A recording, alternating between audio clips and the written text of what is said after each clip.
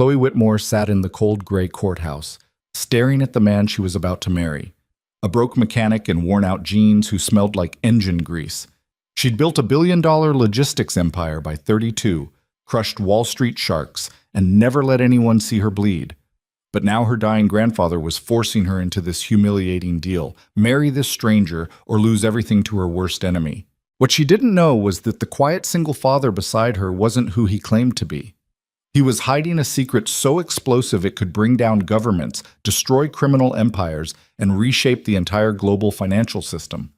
If you want to see how a ruthless CEO and a mysterious mechanic become the most dangerous power couple in New York, stay until the end. Hit that like button and drop a comment with your city so I can see how far this story travels. The rain hammered against the courthouse windows like bullets, and Chloe Whitmore wondered if this was what humiliation felt like. She sat on a metal bench in a hallway that smelled like disinfectant and old coffee, wearing a perfectly tailored cream dress that cost more than most people made in 3 months. Her hands were folded in her lap, fingers interlaced, knuckles white. Across from her sat the man she was about to marry, a complete stranger named Elias Mercer. He looked tired, not the kind of tired you got from pulling all-nighters closing deals or flying first class across time zones. The kind of tired that came from working double shifts and raising a kid alone in a city that didn't give a damn about either of you. Elias wore dark jeans and a navy button-down that was clean but wrinkled, like he'd ironed it himself and given up halfway through. His hands were rough, nails permanently stained with grease no amount of scrubbing would ever fully remove. He sat with his shoulders hunched slightly forward, staring at the scuffed linoleum floor, and didn't say a word. Next to him, his daughter swung her legs back and forth, her sneakers lighting up with each kick. Lily was 6 years old, all dark curls and wide brown eyes, clutching a stuffed rabbit that had clearly seen better days. She hummed softly to herself, completely oblivious to the bizarre transaction about to take place. Chloe hated this. She hated that her grandfather had put her in this position. She hated that her entire future, the empire she'd bled to build, hung on whether or not she went through with this ridiculous charade. Most of all, she hated that the man sitting across from her looked so damn unbothered by the whole thing. "Miss Whitmore?" The clerk's voice cut through the silence. A middle-aged woman with reading glasses on a chain stood in the doorway, holding a clipboard. "We're ready for you." Chloe stood, smoothing the front of her dress, even though it didn't need smoothing. Elias got to his feet more slowly, reaching down to take Lily's hand.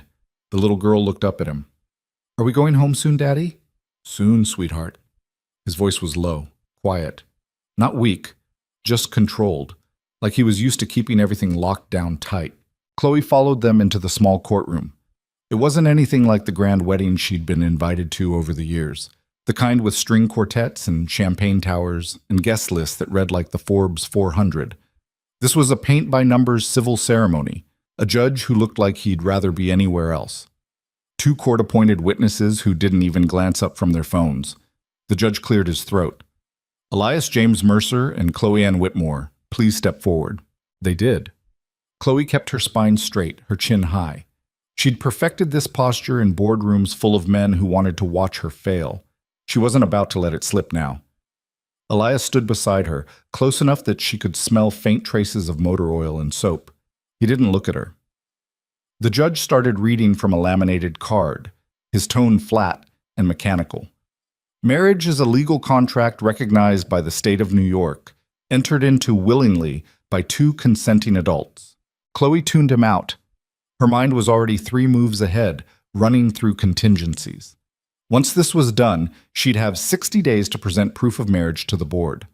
Her grandfather's will was ironclad: marry within 30 days of his death, or controlling interest in Sterling Logistics went to Richard Hale, the backstabbing vulture who'd been circling her company for years. She'd spent 2 weeks after the funeral tearing apart every legal loophole she could find. There weren't any. The old man had made sure of that. So here she was, marrying a mechanic from Queens because her grandfather had decided, in his final act of meddling, that what she really needed was a husband.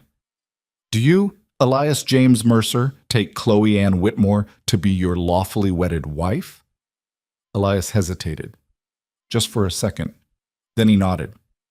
"I do." "And do you, Chloe Ann Whitmore, take Elias James Mercer to be your lawfully wedded husband?" Chloe didn't hesitate. I do. Then by the power vested in me by the state of New York, I now pronounce you husband and wife. You may kiss the bride. Chloe turned to Elias. He looked at her for the first time since they'd entered the room. His eyes were dark, unreadable. For a moment she thought he might actually go through with it. Instead, he just extended his hand. She shook it. The judge blinked. All right then. Congratulations. Lily tugged on Elias's sleeve. Did you get married, Daddy? Yeah, kiddo, we did. Does that mean she's my mom now? Chloe's jaw tightened. Elias crouched down so he was eye level with his daughter. It means she's part of our family, but you don't have to call her anything you don't want to, okay? Lily considered this, then turned to Chloe with the blunt curiosity only a 6-year-old could muster. Do you like pizza? Chloe stared at her. Yes? Good. Daddy burns it sometimes. Elias stood, a faint flicker of something, amusement, maybe, crossing his face before disappearing. They signed the paperwork in silence. Chloe's signature was sharp and precise. Elias's was slower, deliberate, like he was thinking through every letter. 20 minutes later, they walked out of the courthouse as husband and wife. The rain had stopped, leaving the streets slick and gleaming under the gray afternoon light. Chloe's driver was waiting at the curb in a black SUV. She moved toward it without a word. Miss Whitmore. She stopped, turned. Elias was standing on the sidewalk with Lily, her small hand wrapped in his. We need to talk about logistics. Chloe raised an eyebrow. Logistics? Where we're living, how this works. She almost laughed. Almost. Instead, she pulled her phone from her purse and opened her calendar. My assistant will send you the address. You and your daughter will move into my penthouse by the end of the week. You'll have your own rooms. Stay out of my way, don't make a scene, and we'll get through this just fine. Elias didn't flinch. And after? After what? After we've satisfied whatever clause your grandfather put in his will, what happens then? Chloe met his gaze. Then you go back to your life, I go back to mine, and we pretend this never happened. He studied her for a long moment. Then he nodded. Fair enough. She climbed into the SUV and didn't look back. Cut. The penthouse was on the 52nd floor of a building in Tribeca, all floor-to-ceiling windows and polished marble. Chloe had bought it 5 years ago, right after Sterling Logistics went public. It was her sanctuary, the one place in the world where she didn't have to perform. Now it was about to be invaded. She stood in the living room that evening, staring out at the city lights, a glass of wine in her hand. Her assistant, Grace, sat on the couch behind her, tablet in hand. They're scheduled to move in on Saturday, Grace said. I've arranged for movers to handle his belongings. Should I have the guest wing prepared? Yes. 2 bedrooms, one for him, one for the girl. Lily, Chloe turned. What? Her name is Lily. Grace's tone was carefully neutral. I thought you might want to know. Chloe took a sip of wine. Fine. Lily. Grace hesitated. Chloe, can I ask you something? No. Why him? Chloe set her glass down on the marble counter harder than she meant to. Because my grandfather was a sentimental idiot who thought I needed saving, and Elias Mercer was convenient. Convenient how? He needed money. I needed a husband.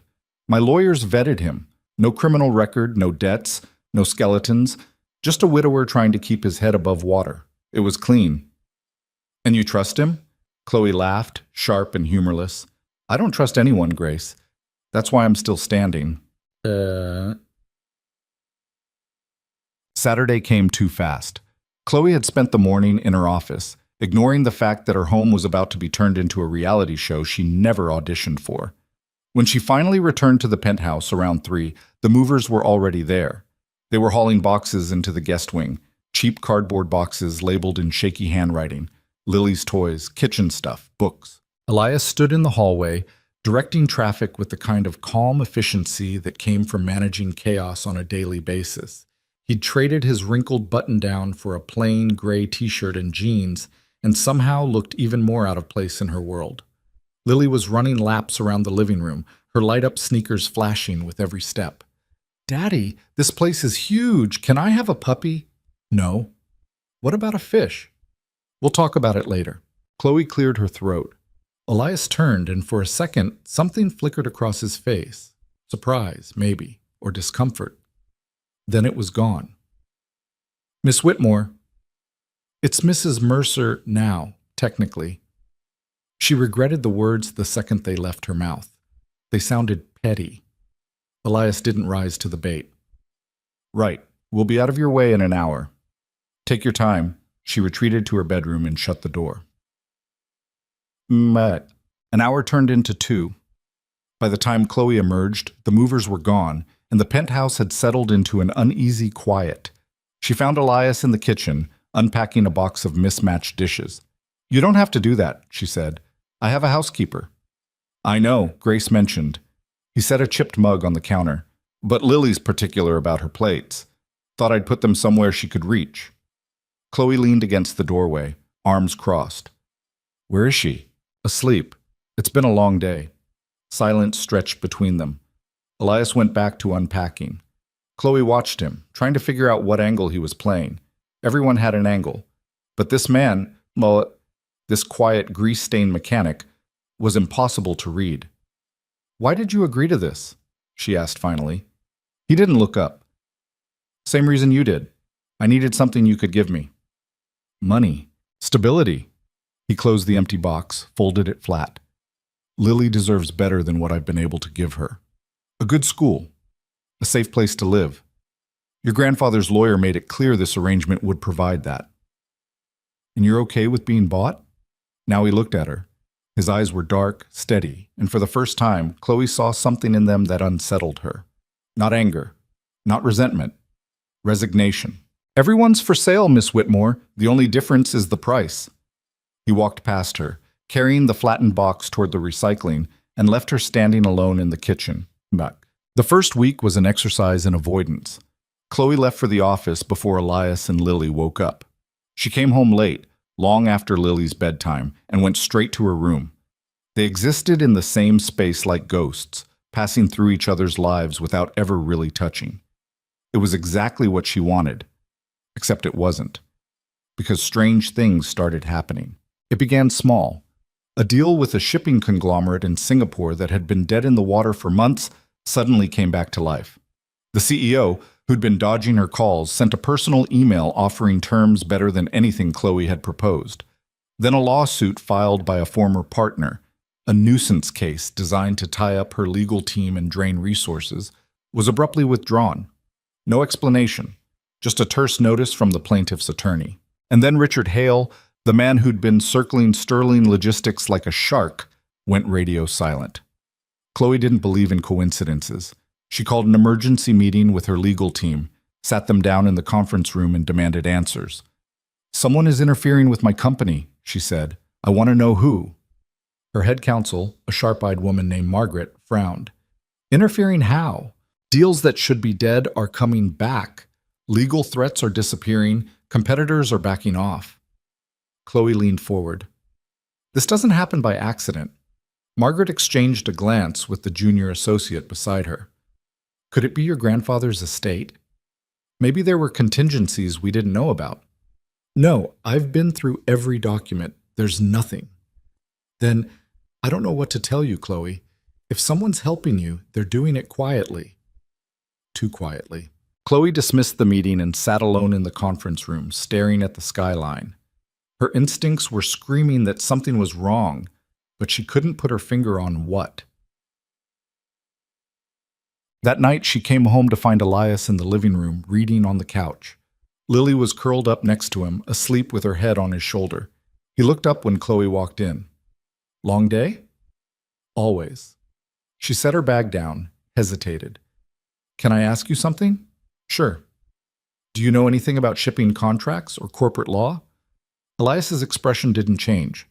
I fix cars for a living. Why would I know about that? I don't know, just asking. He studied her for a moment, then carefully shifted Lily in his arms and stood. I should get her to bed.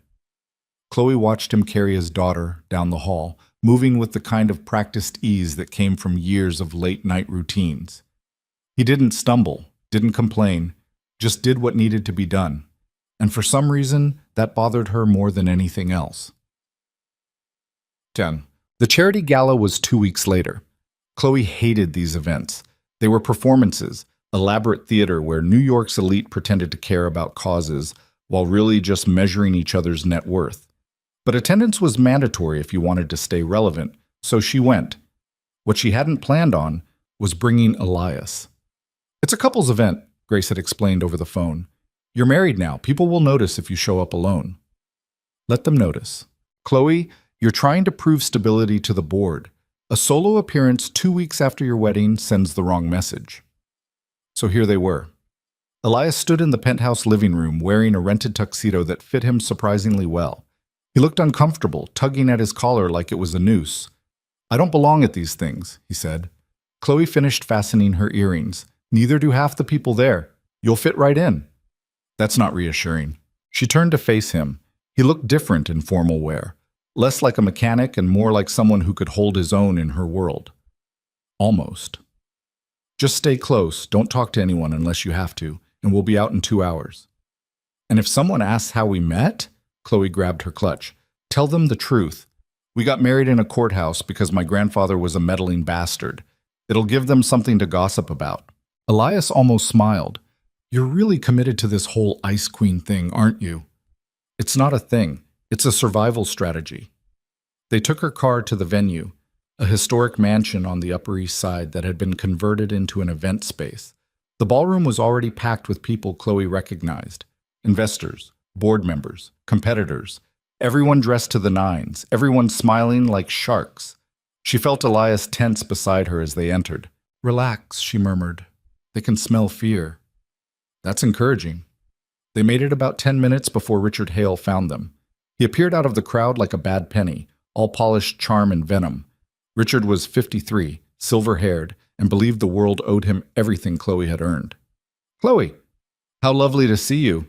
She smiled, the expression not reaching her eyes. "Richard." His gaze slid to Elias. "And this must be the infamous husband. Elias, was it?" Elias nodded. "That's right." Richard's smile widened.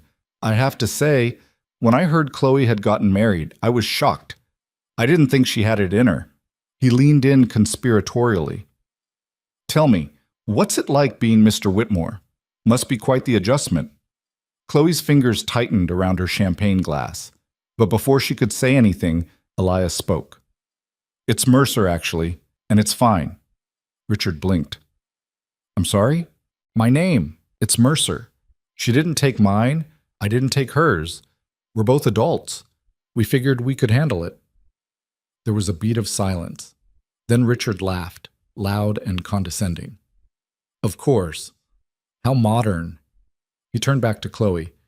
"I heard about the Singapore deal. Congratulations. I'm sure your grandfather would be proud." "I'm sure he would. Though I have to wonder," Richard swirled his drink, "how much of your recent success is actually yours, and how much is just luck?" Chloe felt her temper flare. "Luck. Well, you have to admit things have been falling into place rather conveniently lately. Almost like someone's been pulling strings behind the scenes."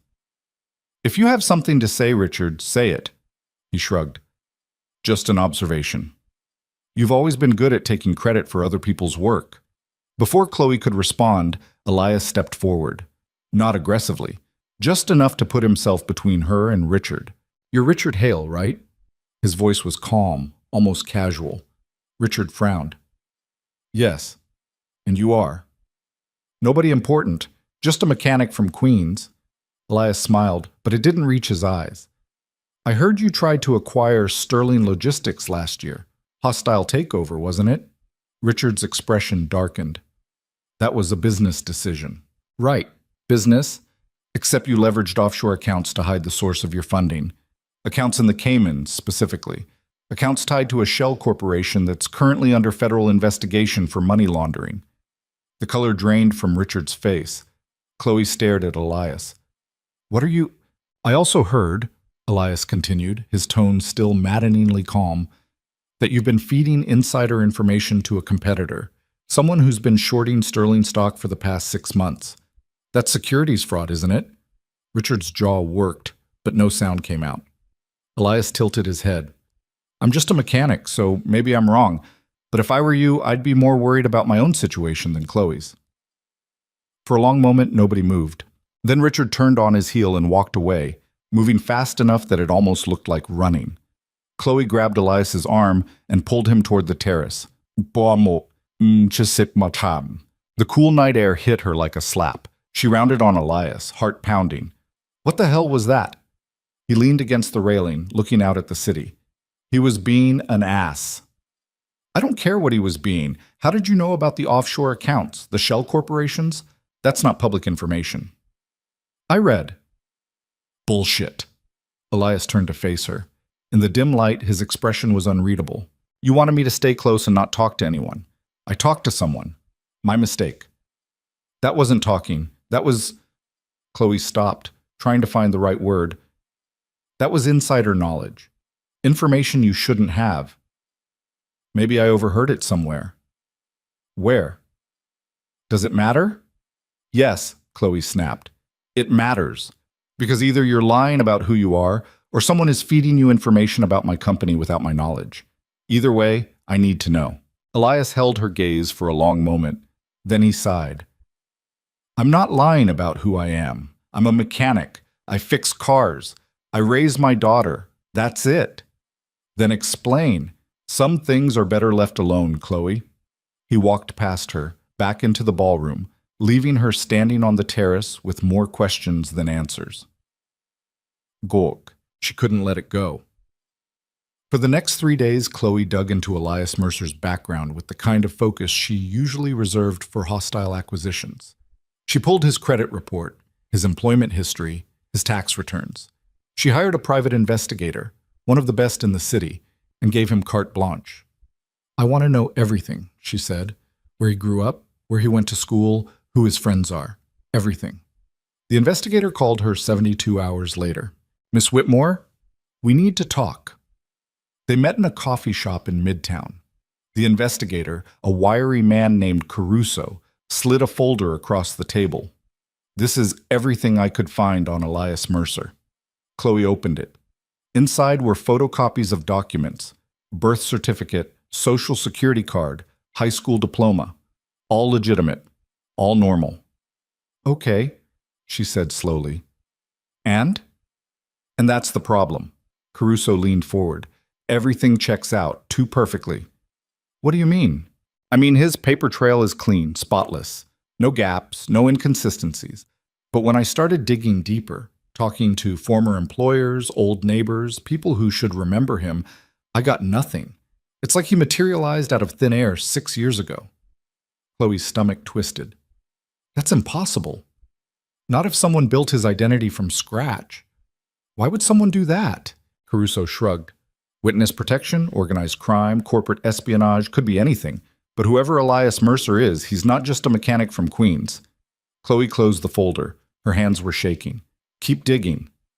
Miss Whitmore, with all due respect, if this guy's got the kind of resources to create a bulletproof fake identity, he's got the resources to know I'm looking into him. And if he knows that, I don't care. Keep digging. Caruso sighed. It's your funeral. Boy. She confronted Elias that night.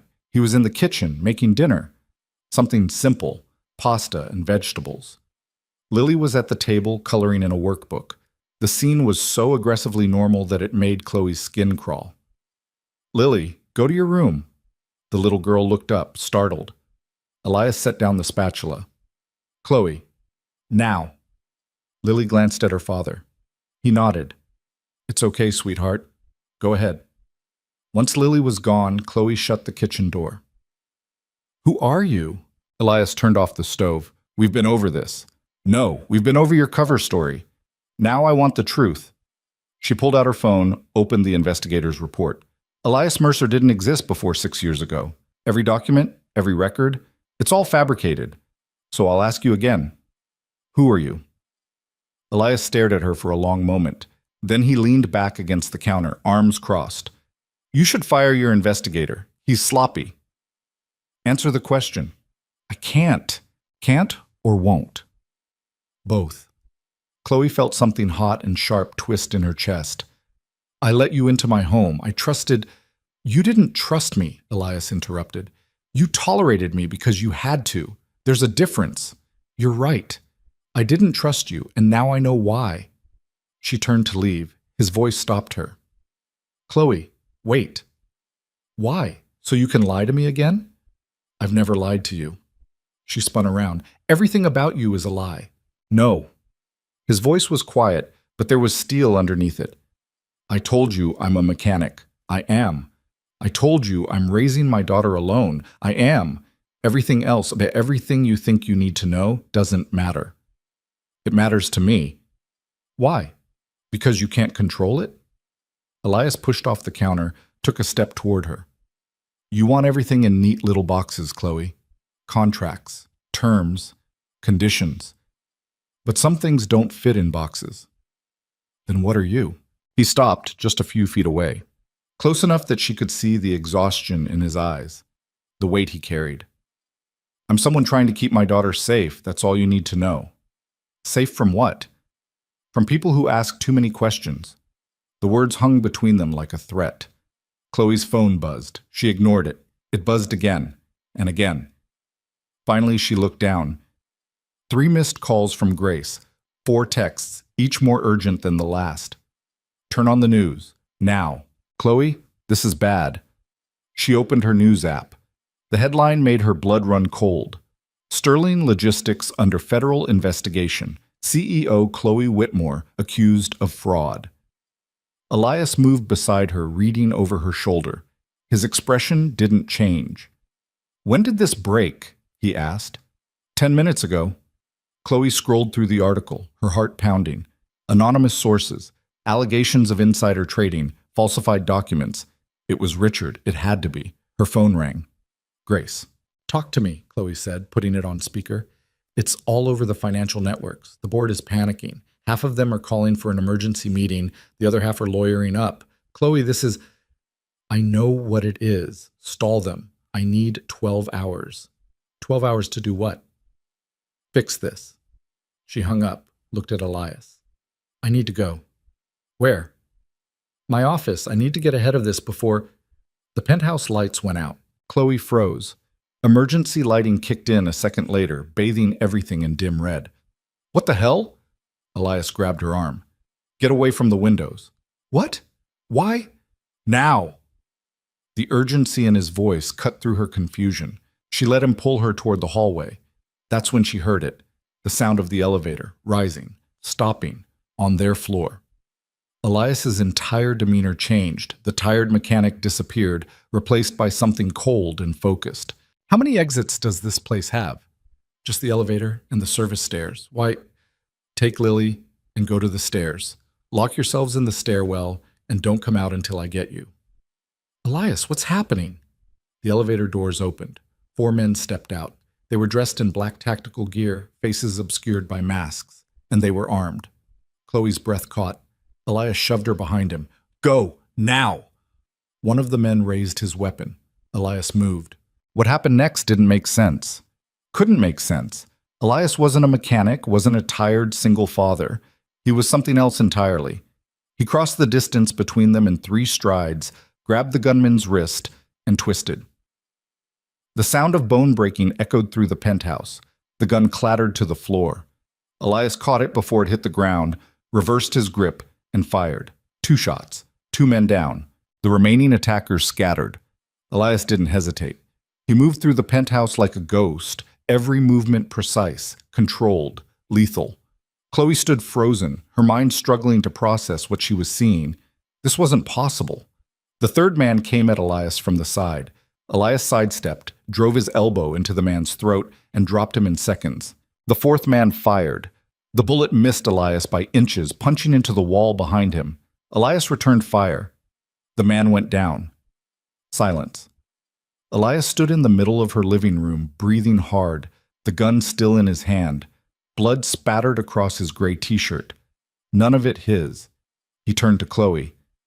Are you hurt? She couldn't speak, couldn't move. Elias crossed to her, grabbed her shoulders. Chloe, are you hurt? No, I don't. What? We need to move. There'll be more. More? Elias, what the hell is... The sound of helicopter rotors filled the air. Chloe looked up. Through the massive windows, she could see a black chopper descending toward the building's rooftop. Elias pulled out a phone she'd never seen him carry and dialed. "It's me. We're blown. I need extraction. Now." Whoever was on the other end responded. Elias listened, then hung up. "Grab Lily. We're leaving." Chloe's legs finally remembered how to work. She ran to Lily's room. The little girl was huddled in the corner, clutching her rabbit, tears streaming down her face. "It's okay, baby," Chloe heard herself saying. "We're going somewhere safe." She scooped Lily up. The girl wrapped her arms around Chloe's neck and didn't let go. Elias was waiting in the hallway. He'd grabbed a bag, a go bag, Chloe realized, packed and ready, like he'd been expecting this. They took the stairs. Elias led the way, moving fast but controlled, the gun still in his hand. They burst onto the rooftop just as the helicopter touched down. The side door opened. A man in tactical gear waved them forward. Elias lifted Lily into the chopper first, then turned to Chloe. "Get in." "Not until you tell me what's happening." "Chloe, tell me." He grabbed her hand, pulled her close enough that she could hear him over the roar of the rotors. "My name isn't Elias Mercer, and the people who just tried to kill you won't stop until they get what they want." "Which is?" "Me." He pushed her into the helicopter, climbed in after her. The door slammed shut, and they were airborne. Chloe looked down at the city disappearing beneath them, at the penthouse she'd called home, at the life she'd built. All of it was gone. She turned to the man beside her, the stranger she'd married, the father she'd underestimated, the ghost who'd just saved her life. "Who are you?" Elias met her eyes, and for the first time she saw the truth in them. Someone who's been running for a very long time. The helicopter banked east, and the city lights blurred into darkness. The helicopter touched down 40 minutes later on a private airstrip somewhere in New Jersey. Chloe had lost track of direction after the first 10 minutes, her mind still trying to piece together what had just happened. Lily had fallen asleep in Elias's arms, her face pressed against his shoulder, the stuffed rabbit dangling from one small hand. Chloe watched them in the dim cabin light, watched the way Elias held his daughter like she was the only thing in the world that mattered. The tactical team member who'd pulled them aboard spoke into his headset, then turned to Elias. "Vehicles ready. Perimeter secure." Elias nodded. "How many came through?" 4 at the penthouse, 2 more intercepted in the stairwell, clean sweep." "Bodies?" "Already gone. Your people are scrubbing the scene now." Chloe's head snapped up. "My people? What the hell does that mean?" The team member glanced at Elias, who shook his head slightly. The man went silent. The helicopter door opened. Outside, a black armored SUV idled on the tarmac, engine running. Elias climbed out first, still carrying Lily. Chloe followed, her heels unsteady on the concrete. "Get in," Elias said. She didn't move. "Not until you start explaining." "Chloe." "No. I just watched you kill 4 men in my living room. I'm in a helicopter I didn't call, heading to a location I don't know, with a man who apparently has a private security team and a fake identity." She crossed her arms. "So you're going to explain, or I'm walking?" Elias looked at her for a long moment. Then he handed Lily to one of the team members. "Put her in the car. Keep the doors locked." Once they were alone on the tarmac, he turned back to Chloe. "You want the truth?" "Fine. My real name is Nathan Vanguard. 6 years ago, I was the managing director of the largest private equity fund in the world. I controlled assets worth more than most countries' GDP, and then my wife was murdered because of it." Chloe felt the air leave her lungs. Nathan continued, his voice flat, like he was reciting facts from a report. "Her name was Sarah. She was an emergency room surgeon. We met at a charity event. She didn't care about money or power or any of that. She just wanted to save lives." He paused. "They killed her in our driveway. Lily was 3. She watched it happen." "Who?" Chloe's voice came out as a whisper. "Who killed her?" "A syndicate. International criminals who wanted access to the financial networks I controlled. When I refused, they decided to send a message." His jaw tightened. "After Sarah died, I had a choice. I could use my resources to hunt them down, start a war that would put Lily in even more danger. Or I could disappear." "So you became Elias Mercer?" "Yes. I buried Nathan Vanguard, liquidated what I could without raising red flags, and moved to Queens. fixed cars, raised my daughter, stayed off the grid. He met her eyes. And it worked. For 6 years it worked. Until my grandfather found you. Nathan nodded. James Whitmore was one of the few people who knew the truth. We'd worked together years ago, back when Sterling was expanding into Asia. He reached out 3 months ago through a secure channel, said he was dying, said you were in trouble and needed protection. Chloe's mind raced. Protection from what? From the same people who killed Sarah. They've been targeting major corporations, using them as fronts to launder money and move assets. Sterling Logistics was next on their list. That's insane. Sterling is clean. I've built every system myself. You're not the problem. Richard Hale is. Nathan pulled out his phone, opened a folder of documents. He's been working with them for 18 months. The hostile takeover attempt last year wasn't about business. It was about control. If he'd succeeded, Sterling would have become another shell in their network. Chloe took the phone, scrolling through bank records, wire transfers, encrypted communications. Her hands shook. Why didn't you tell me this before? Because the less you knew, the safer you were. Your grandfather's plan was simple. Marry you to someone they'd never suspect, someone who could protect you without drawing attention. A mechanic from Queens with no connections, no history. He laughed bitterly. It should have worked. What changed? You hired an investigator. Chloe's stomach dropped. Caruso. He's good. Too good. Started asking questions in the wrong places. Triggered alarms in systems I thought I'd dismantled years ago. Nathan rubbed his face. The people hunting me have eyes everywhere. Once they knew someone was digging into Elias Mercer, it was only a matter of time before they put it together. So those men at the penthouse were sent to kill me. You and Lily were collateral damage. The words hit her like a fist. She'd brought this down on them. Her paranoia, her need for control, her inability to just let things be. I'm sorry, she said. I didn't know. You couldn't have known. Nathan took his phone back. But now they know where I am, which means we can't stay in one place. What are we supposed to do? Disappear. Again. Chloe looked at the SUV, at the shadow of Lily visible through the tinted windows. For how long? As long as it takes. She thought about Sterling Logistics, the board meeting she was supposed to be preparing for, the investigation that was probably tearing her company apart right now. I can't just disappear. I have a company to run. Your company is the least of your problems right now. Easy for you to say. You already gave up your life once. Nathan's expression hardened. I gave up my life to save my daughters. Don't lecture me about sacrifice.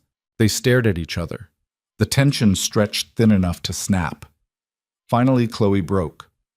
What about Richard? If he's working with them, I'll handle Richard. How? The same way I've been handling your competitors for the past month, quietly. Chloe blinked. That was you? The Singapore deal? The lawsuit? I told you I'd stay out of your way. I didn't say I'd leave you defenseless. Nathan started toward the SUV. Get in the car, Chloe. We need to move. She followed him, mind spinning. The man she'd dismissed as a broke mechanic had been manipulating her business landscape for weeks, protecting her from threats she didn't even know existed. Inside the SUV, Lily was still asleep in her car seat. Chloe slid in beside her while Nathan took the front passenger seat. The driver pulled away without a word. They drove for 2 hours. Out of New Jersey, through Pennsylvania, into countryside that looked like it had been abandoned by civilization decades ago. Finally, they turned onto a dirt road that led to a compound hidden behind trees and fencing. The gate opened automatically. They pulled up to a low building that looked more like a bunker than a house. Where are we? Chloe asked. Somewhere safe. Nathan opened his door. Come on. Inside, the building was surprisingly comfortable. Clean furniture, modern kitchen, bedrooms with actual beds. It looked lived in, like people used it regularly. Nathan carried Lily to one of the bedrooms and laid her down gently. The little girl stirred but didn't wake. He pulled a blanket over her, then stepped back into the hallway where Chloe waited. How many of these places do you have? Enough. He walked past her into the main room, poured himself a glass of water from the sink. There's food in the fridge, bathrooms down the hall. Get some sleep. Sleep? Chloe almost laughed.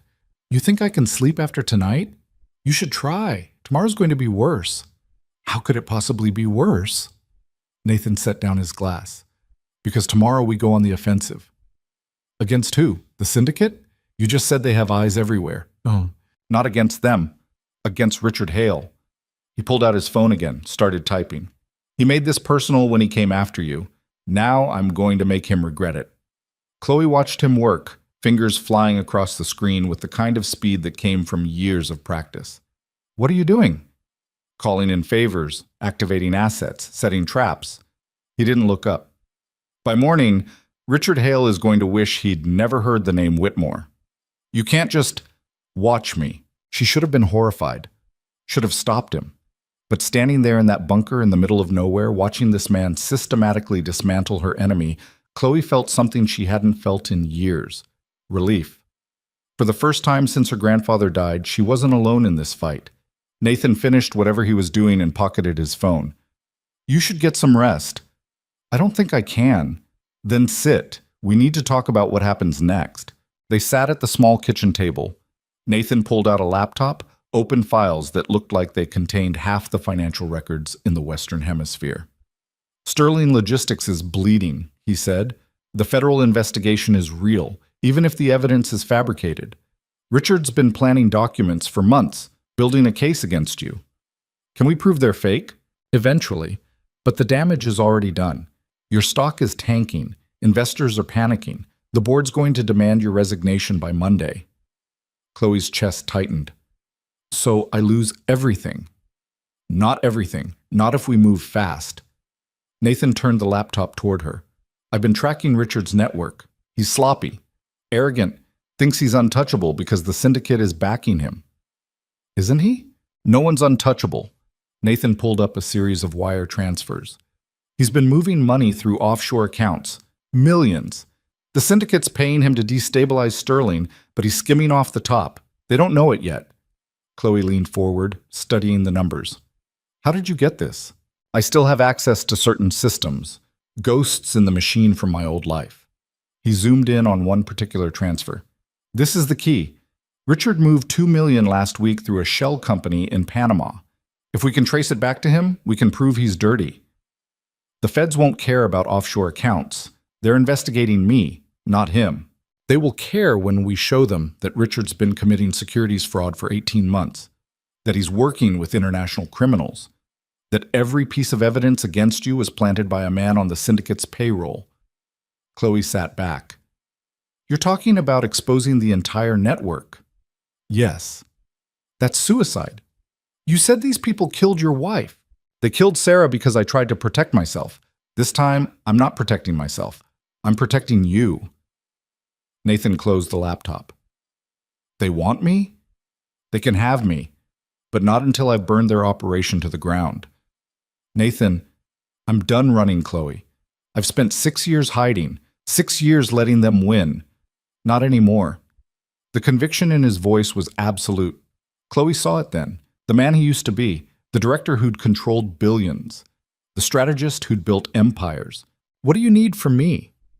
Access to Sterling's internal servers, communications logs, anything that shows Richard's been in contact with external parties. I can get that, but if I log in remotely, they'll trace it. Not if you're using this. Nathan pulled out a small device that looked like a USB drive. Military-grade encryption. Bounces your signal through 12 countries before it reaches Sterling's servers. They'll never know you were there. Chloe took the device. You just carry this around?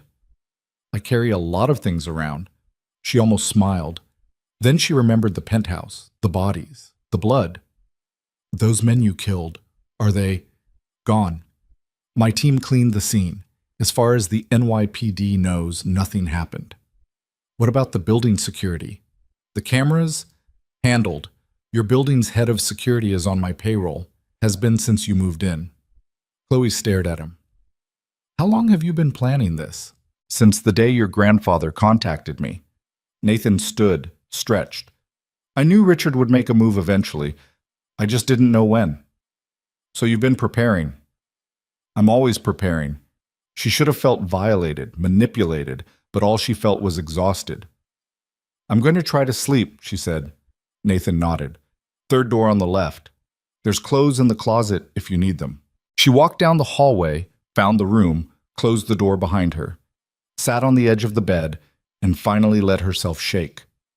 The tears came without warning, not loud, dramatic sobs, but quiet, relentless streams that she couldn't stop. She'd spent 15 years building walls, making herself untouchable, and in one night it had all crumbled. A soft knock on the door. "Go away," she said.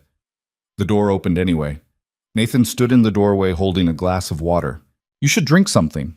"I'm fine." "You're crying." "I'm processing." He set the water on the nightstand, turned to leave. Chloe's voice stopped him. "Why did you agree to marry me?" Nathan paused. "Your grandfather asked me to." "That's not an answer." He was quiet for a moment. Then he said, "Because he told me you were like Sarah, strong, brilliant, stubborn as hell, and completely alone." "I'm not alone." "Yes, you are." Nathan turned to face her. "You've built an empire, Chloe. But you don't have anyone to share it with. No friends, no family, just employees and enemies." He paused. "Sarah used to say the worst kind of loneliness isn't being alone. It's being surrounded by people and still feeling empty." Chloe wiped her eyes. "And you thought marrying me would fix that?" "No. I thought marrying you would give you a chance at something different." He leaned against the doorframe. "Your grandfather believed you deserved more than what you'd settled for. So do I." "You don't even know me." "I know enough." They looked at each other across the small room. In the dim light, Nathan looked less like a ghost and more like a man. Tired, scarred, human. "Thank you," Chloe said quietly, "for saving us tonight." "Don't thank me yet. This is just the beginning." He left, closing the door behind him. Chloe lay back on the bed, staring at the ceiling. Her phone was gone, left behind in the penthouse. Her company was imploding. Her life as she knew it had ended. And somehow, the only person she trusted was a man she'd met 3 weeks ago. She closed her eyes and eventually, impossibly, fell asleep. Morning came too fast. Chloe woke to sunlight streaming through unfamiliar windows and the smell of coffee. She found Nathan in the kitchen, laptop open, phone pressed to his ear. "I don't care what it costs. Get it done by noon." He hung up, noticed her. "Coffee's fresh." She poured herself a cup. "What time is it?" 7. "We have about 6 hours before Richard makes his next move." "Which is?" "Emergency board meeting. He's going to call for your immediate removal as CEO." Chloe's hands tightened around the mug. "How do you know?" "Because I know how he thinks. He's got you on the defensive, your company in chaos. He's going to strike while you're vulnerable." "I can't exactly attend a board meeting from a bunker in Pennsylvania." "You won't have to." Nathan turned the laptop toward her. "We're going to give him something better, a resignation." "What?" "You're going to step down, voluntarily, effective immediately." Chloe set down her coffee before she threw it. "Are you insane?" "Listen to me. If you fight him at the meeting, he wins. He's got the votes, the narrative, the momentum. But if you resign on your own terms, you control the story." "I don't want to control the story. I want to keep my company." "You can't keep it. Not right now. But you can get it back." She wanted to argue, wanted to tell him he was wrong, that she'd built Sterling from nothing and she wasn't giving it up without a fight. But the truth was, she was out of options. "How?" she asked. Nathan pulled up a document. "You resign, citing the stress of the federal investigation and your desire to cooperate fully. You appoint an interim CEO, someone neutral, someone the board trusts." "Who?" "Margaret Chen, your head counsel." Chloe blinked. "Margaret would never agree to that." "She will if you ask her to. She's loyal. She knows you're innocent. And she's smart enough to hold the line until we can clear your name." "And then what?" "Then we destroy Richard. We expose his connection to the syndicate. We prove the investigation is fraudulent. And when the dust settles, you come back." It was insane, reckless. Everything Chloe had spent her career avoiding. This could backfire. "It will backfire if you don't trust me." Chloe looked at him, at the man who'd killed to protect her, who'd given up everything once already. "Okay," she said. "Do it." Nathan spent the next 3 hours orchestrating the controlled demolition of Chloe's career. He drafted her resignation letter, made calls to board members, carefully planting seeds of doubt about Richard's motives, arranged for Margaret to be briefed on the situation without revealing too much. Chloe watched it all happen, feeling like a spectator in her own life. Lily wandered into the kitchen around 9, still in her pajamas, clutching her rabbit. "Where are we?" Nathan scooped her up. "Somewhere safe, sweetheart." "Are the bad men gone?" "For now." Lily looked at Chloe. "Are you okay?" The question caught Chloe off guard. No one ever asked her that. In her world, showing weakness was suicide. "I'm okay," she said. Lily studied her with the brutal honesty of a 6-year-old. "You don't look okay." Despite everything, Chloe almost smiled. "I'm working on it." Nathan made Lily breakfast while Chloe retreated to the bedroom to make the hardest phone call of her life. Margaret answered on the second ring. "Chloe, where the hell have you been? The board's been trying to reach you for 12 hours. "I'm stepping down." Silence. "What?" "I'm resigning as CEO. Effective immediately. I'm appointing you as interim until this investigation is resolved." "Chloe, you can't." "Margaret, listen to me. Richard is dirty. I don't have proof yet, but I will. Until then, I need you to hold Sterling together." "This is insane." "I know, but I need you to trust me." Another pause. Then Margaret said, "How bad is this?" "Worse than you think, but I'm working on it." "With who?" "Chloe, you've been off the grid for half a day. People are saying you fled the country. I'm still in the States. I just need time." Margaret sighed. "Okay, I'll do it, but you owe me an explanation." "I know, I'll give you one when this is over." She hung up, leaned against the wall, and tried to breathe. When she came back out, Nathan was typing furiously on his laptop. "It's done," she said. "Good, because Richard just took the bait." He turned the screen toward her. There was an email thread, internal Sterling communications. Richard was already moving to consolidate power, sending messages to key board members about stabilizing leadership and protecting shareholder value. "He thinks he's won," Nathan said. "Hasn't he?" "Not even close."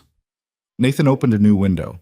Bank records, wire transfers, communications between Richard and people Chloe didn't recognize. "What am I looking at?" "Evidence. 3 years' worth. Richard's been on the syndicate's payroll since before he tried to acquire Sterling.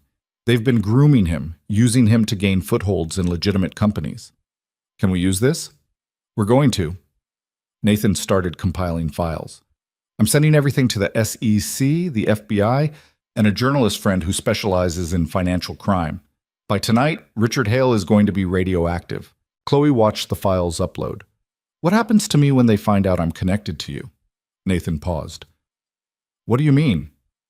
"I mean, if they dig into Nathan Vanguard and find out he married Chloe Whitmore, won't that make me a target?"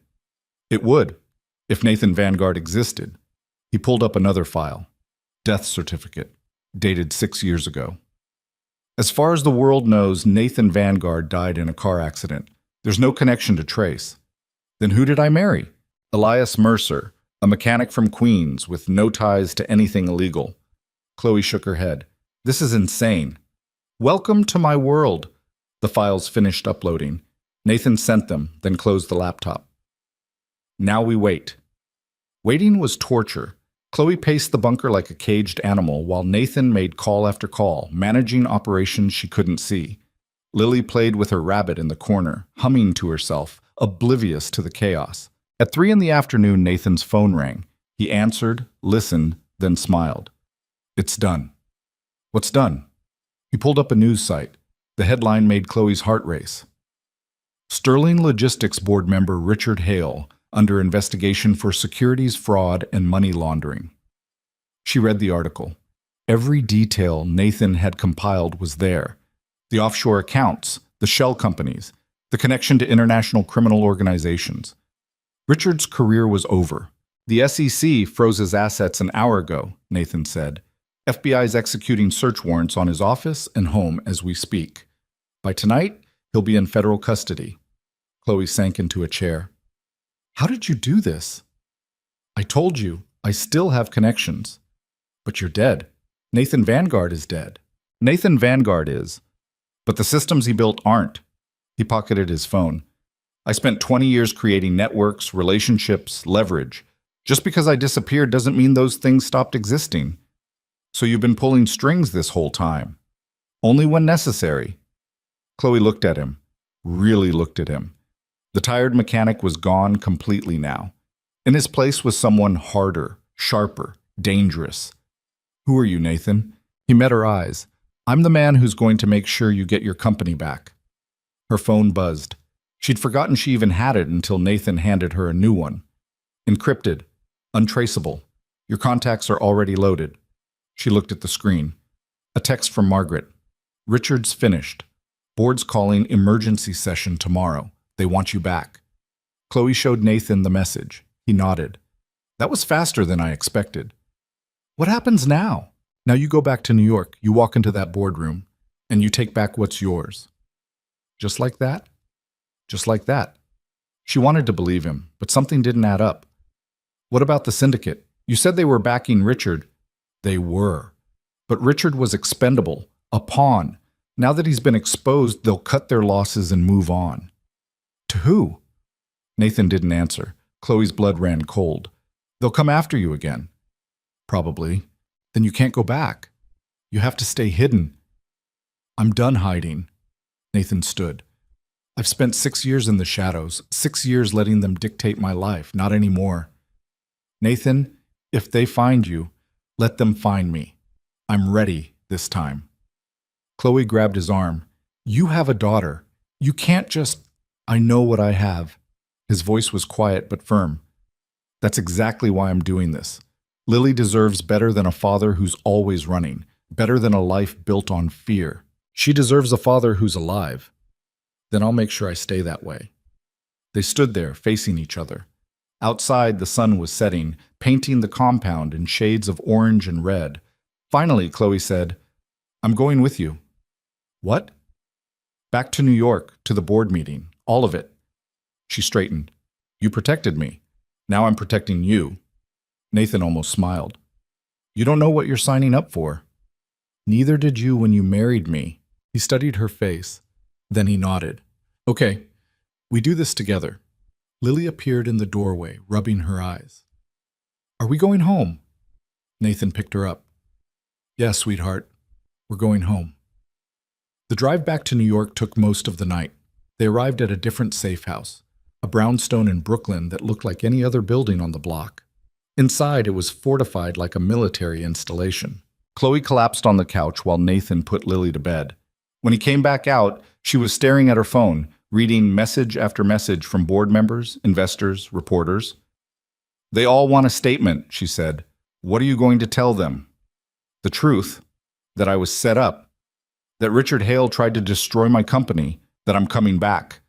Nathan sat down beside her. And what about us? She looked at him. What about us? The marriage, the arrangement. Your grandfather's will is satisfied. The board's not going to force you out. You don't need me anymore. Chloe hadn't thought about that. In the chaos of the past 2 days, the original reason for their marriage had become almost irrelevant. Do you want out? She asked. I'm asking what you want. She didn't know how to answer that.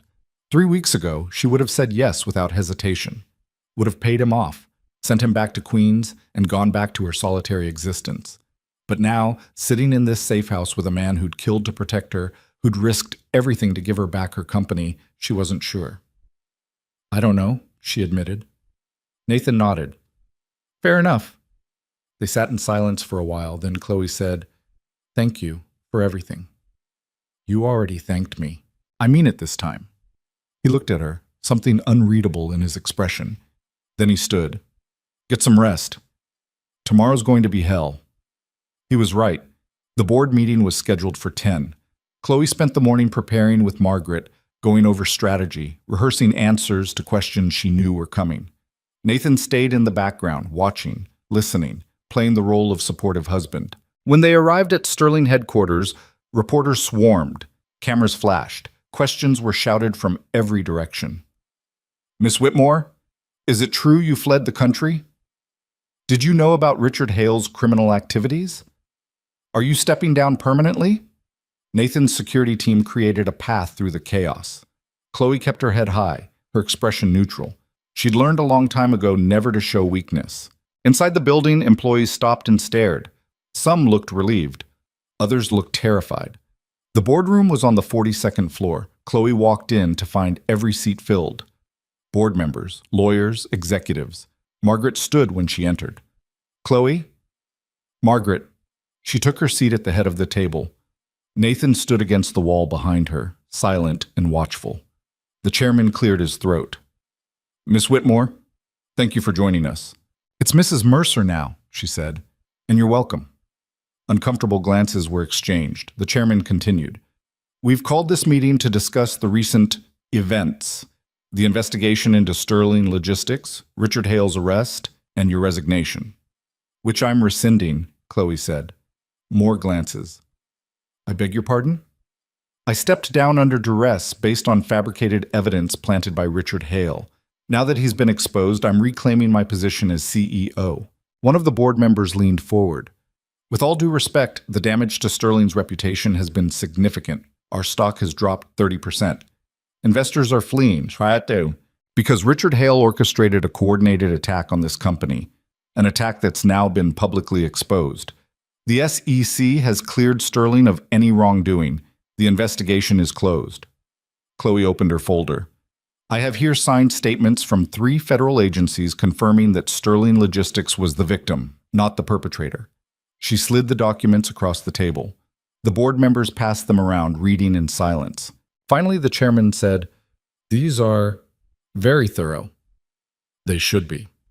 I spent the last 48 hours making sure every detail was documented. Margaret spoke up. The question remains, how do we rebuild investor confidence? Chloe looked at her. Then she looked at Nathan. He gave her the smallest nod. We go on the offensive, Chloe said. We sue Richard Hale for damages. We launch an internal audit to prove our systems are clean, and we announce a major expansion into new markets. What new markets? Europe, Asia. Markets Richard was actively blocking us from entering because it would have exposed his fraud. Chloe pulled out another folder. I have preliminary agreements with partners in Singapore, Frankfurt, and Tokyo, all pending board approval. She'd had those agreements for months, had been waiting for the right moment to present them. This was that moment. The board spent the next 2 hours dissecting her proposal, asking questions, raising objections, but slowly, grudgingly, they came around. By noon, Chloe Whitmore was CEO of Sterling Logistics again. When the meeting ended, she walked out of that boardroom with her head high. Nathan fell into step beside her. You did good, he said. I had help. They took the elevator down in silence. Outside, the reporters were waiting again. This time, Chloe stopped. I have a statement. The crowd surged forward. Sterling Logistics was targeted by criminals who sought to exploit this company for their own gain. Those criminals have been arrested. Their schemes have been exposed. And Sterling will emerge from this stronger than ever. She paused. I want to thank the federal investigators who worked tirelessly to uncover the truth. I want to thank my team for their loyalty during this difficult time. And I want to make something very clear. Sterling Logistics does not bow to threats. We do not compromise, and we do not quit. The cameras flashed, questions erupted. Chloe turned and walked away. Back at the brownstone, Nathan poured them both a drink. Quite a performance, he said. I meant every word. I know. He handed her a glass. But you realize this isn't over. Richard's finished. The investigation's closed. Richard was a pawn. The people who hired him are still out there. Chloe took a sip of her drink. So what do we do? Nathan looked at her for a long moment. Then he said, We prepare for war. War turned out to be a lot of waiting. Chloe threw herself back into running Sterling Logistics with the kind of manic energy that came from nearly losing everything. She rebuilt investor confidence, closed the deals in Singapore and Frankfurt, and personally oversaw the internal audit that proved Sterling's systems were clean. The media called it a comeback. Her board called it a miracle. But at night, in the brownstone in Brooklyn, she and Nathan prepared for something else entirely. The safe house had a room in the basement that Chloe hadn't noticed during those first chaotic days. Nathan called it the Operations Center. It looked like something out of a spy thriller.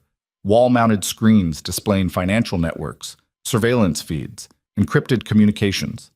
Nathan spent hours down there, tracking patterns in global money flows, looking for fingerprints of the syndicate that had killed his wife. They're too quiet, he said one evening, 3 weeks after Richard's arrest. He was standing in front of a screen showing wire transfers between shell companies. They should have retaliated by now. Chloe looked up from her laptop. She'd been working on quarterly projections, trying to maintain some semblance of normal life. Maybe they cut their losses, decided you weren't worth the trouble. They don't cut losses, they eliminate threats. Nathan zoomed in on a series of transactions. They're planning something. I just can't see what. Lily appeared at the top of the basement stairs, her rabbit tucked under one arm. Daddy, I'm hungry. Nathan checked his watch. 7:30. He'd promised to make dinner an hour ago. Sorry, sweetheart. I'll do it, Chloe said, closing her laptop. You keep working.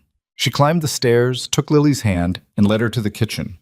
Over the past few weeks, she'd learned that Lily liked her pasta with butter and nothing else, that she refused to eat anything green unless it was hiding under cheese, and that bedtime was 8:30 sharp, or the entire next day would be a disaster. These were things Chloe had never imagined herself knowing, had never wanted to know. But somehow she'd started to care. She made mac and cheese from a box while Lily sat at the kitchen table coloring in a workbook. The little girl hummed while she worked, the same tuneless melody she always hummed when she was concentrating. What are you drawing? Chloe asked. Lily held up the page. It was supposed to be a house, but the proportions were all wrong and the colors didn't make sense. It's our home, Lily said. Chloe looked at the crooked rectangle with its lopsided door and rainbow roof. This place? No. Our real home. The one with all the windows. Lily went back to coloring.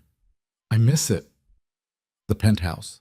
Chloe missed it too, though she'd never admit it. The brownstone was comfortable enough, but it felt temporary, like they were all just waiting for the other shoe to drop.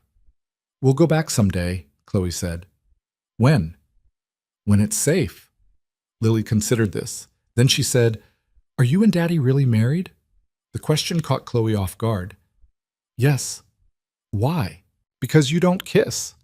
Married people kiss. Chloe stirred the pasta, not sure how to respond. Some married people don't kiss very much. That's sad. It's just different. Lily frowned, clearly unsatisfied with this answer. Do you love him? Chloe's hand stilled on the spoon. Did she love Nathan? She'd spent so long keeping everyone at arm's length that she wasn't sure she even knew what love felt like anymore.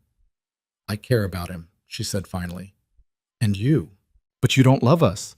Lily, it's okay. The little girl went back to her coloring. Daddy says you're scared, but that's okay because everyone's scared sometimes. Chloe stared at her. Your dad said that? Uh-huh. He said you're like a turtle. You have a hard shell because you're protecting what's soft inside. Chloe didn't know whether to laugh or cry. Instead, she drained the pasta and served it with more force than necessary. They ate dinner in silence. Afterward, Chloe supervised bath time and helped Lily into her pajamas. When it was time for bed, Lily climbed under the covers and looked up at her. Will you read me a story? I don't know any stories. There's books. Lily pointed to a shelf in the corner. Chloe picked one at random. It was about a princess who saved herself instead of waiting for a prince. She read it in a flat, businesslike tone, the same voice she used in board meetings. But Lily didn't seem to mind. By the time Chloe reached the last page, the little girl was half asleep. Night, Lily mumbled. Good night. Chloe turned off the light and stood in the doorway for a moment, watching Lily's chest rise and fall. Something in her own chest tightened, an unfamiliar feeling she couldn't name. She found Nathan still in the basement, now on a phone call with someone speaking rapid Mandarin. He switched to English when he saw her. I'll call you back. He hung up, rubbed his eyes. He looked exhausted. You should eat something, Chloe said. I will. In a minute. He gestured at the screens. I think I found something. Chloe moved closer. One of the screens showed a map with dozens of red dots scattered across Europe and Asia. What am I looking at? Shell companies, all registered in the past 3 months, all with similar ownership structures. Nathan highlighted a cluster of dots in Eastern Europe. They're building a new network, replacing the one we burned down when we exposed Richard. So they're rebuilding? That's expected, isn't it? Yes, but look at this. He pulled up a different screen, this one showing personnel records. These companies are all hiring the same type of people. Logistics coordinators, supply chain analysts, people with access to shipping routes and customs protocols. Chloe's blood ran cold. They're targeting shipping companies. Specifically, they're targeting companies like Sterling, mid-sized operations with international reach but not enough security to detect infiltration. You think they're going to try again? I know they are. Nathan zoomed in on one particular company, a freight operation based in Rotterdam. This one's already compromised. They installed their people 6 weeks ago. By next quarter, they'll control the entire operation. Chloe studied the screen. Can we warn them? And tell them what? That an international criminal syndicate is taking over their company? They'll think we're insane. So we just let it happen? No, we use it. Nathan opened a new file. If we can track their movements through this company, we can map their entire network, find out who's giving the orders. And then? Then we cut off the head. Chloe sat down in one of the desk chairs. Nathan, this is bigger than us. We should go to the authorities. The authorities can't touch them. These people operate in the gray spaces between jurisdictions. By the time law enforcement gets authorization to move, they've already disappeared. He turned to face her. I've been fighting them for 6 years, Chloe. I know how they work. You've been hiding for 6 years. There's a difference. The words came out harsher than she intended. Nathan's expression hardened. You think I wanted to hide? You think I enjoyed watching them operate while I changed oil filters and pretended to be someone else? That's not what I meant. I had a daughter to protect. That came first. It always comes first. He stood, crossed his arms. But now they know where I am. Now they're coming for me anyway. So yes, I'm going to fight. Because if I don't, this never ends. They stared at each other across the dim basement. The tension was thick enough to choke on. Finally, Chloe said, I put Lily to bed. She asked me to read her a story. Nathan blinked, thrown by the subject change. Did you? Yes. It was about a princess. She likes those. She also asked if we love each other. Nathan went very still. What did you tell her? That I care about you, both of you. Chloe stood. She said you told her I'm like a turtle, that I have a hard shell. Chloe, is that what you think? That I'm just scared? Nathan was quiet for a moment. Then he said, I think you've spent so long protecting yourself that you've forgotten what it feels like to let someone in. And you're an expert on letting people in? No, I'm just as bad as you are. He moved closer.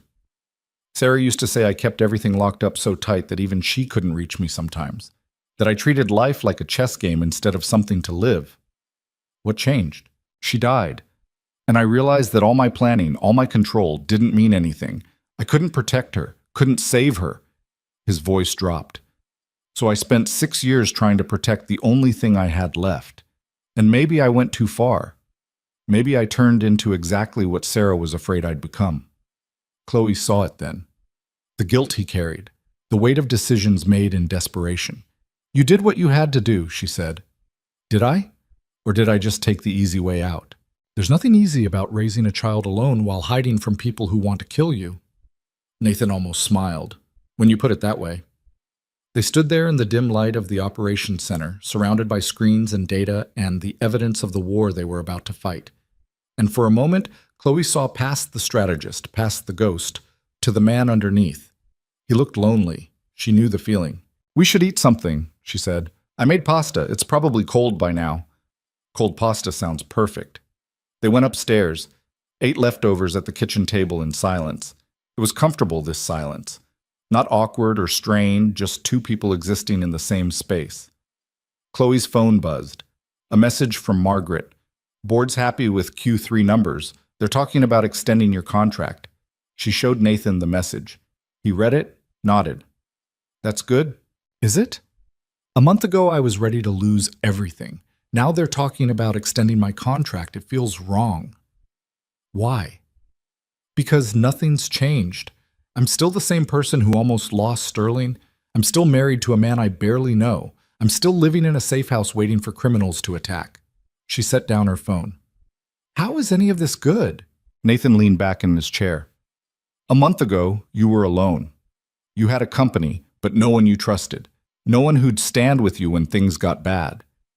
He met her eyes. That's changed. You mean you? I mean us. You, me, Lily. We're a unit now, whether we planned it or not.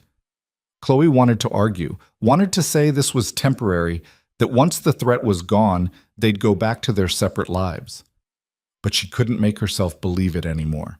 Over the next 2 weeks, Nathan tracked the syndicate's movements with obsessive precision. He identified 3 more companies they'd infiltrated, mapped out their communication networks, and isolated the financial signatures of their operations. Chloe helped when she could, using her knowledge of logistics to spot patterns Nathan might have missed. They worked well together. That surprised her. Sterling's expansion into Europe was moving faster than expected. The Frankfurt office opened ahead of schedule, and the Singapore partnership was already generating revenue. Chloe should have been celebrating. Instead, she spent board meetings distracted, thinking about maps in a basement and the man who was planning to take on an organization that had killed his wife. "You're somewhere else today," Margaret said after one particularly unfocused meeting. They were in Chloe's office, reviewing contracts. Chloe stared at the paperwork without really seeing it. "I'm fine." "You're not. You haven't been fine since you came back." Margaret set down her pen. "Is it your husband?" Chloe looked up sharply.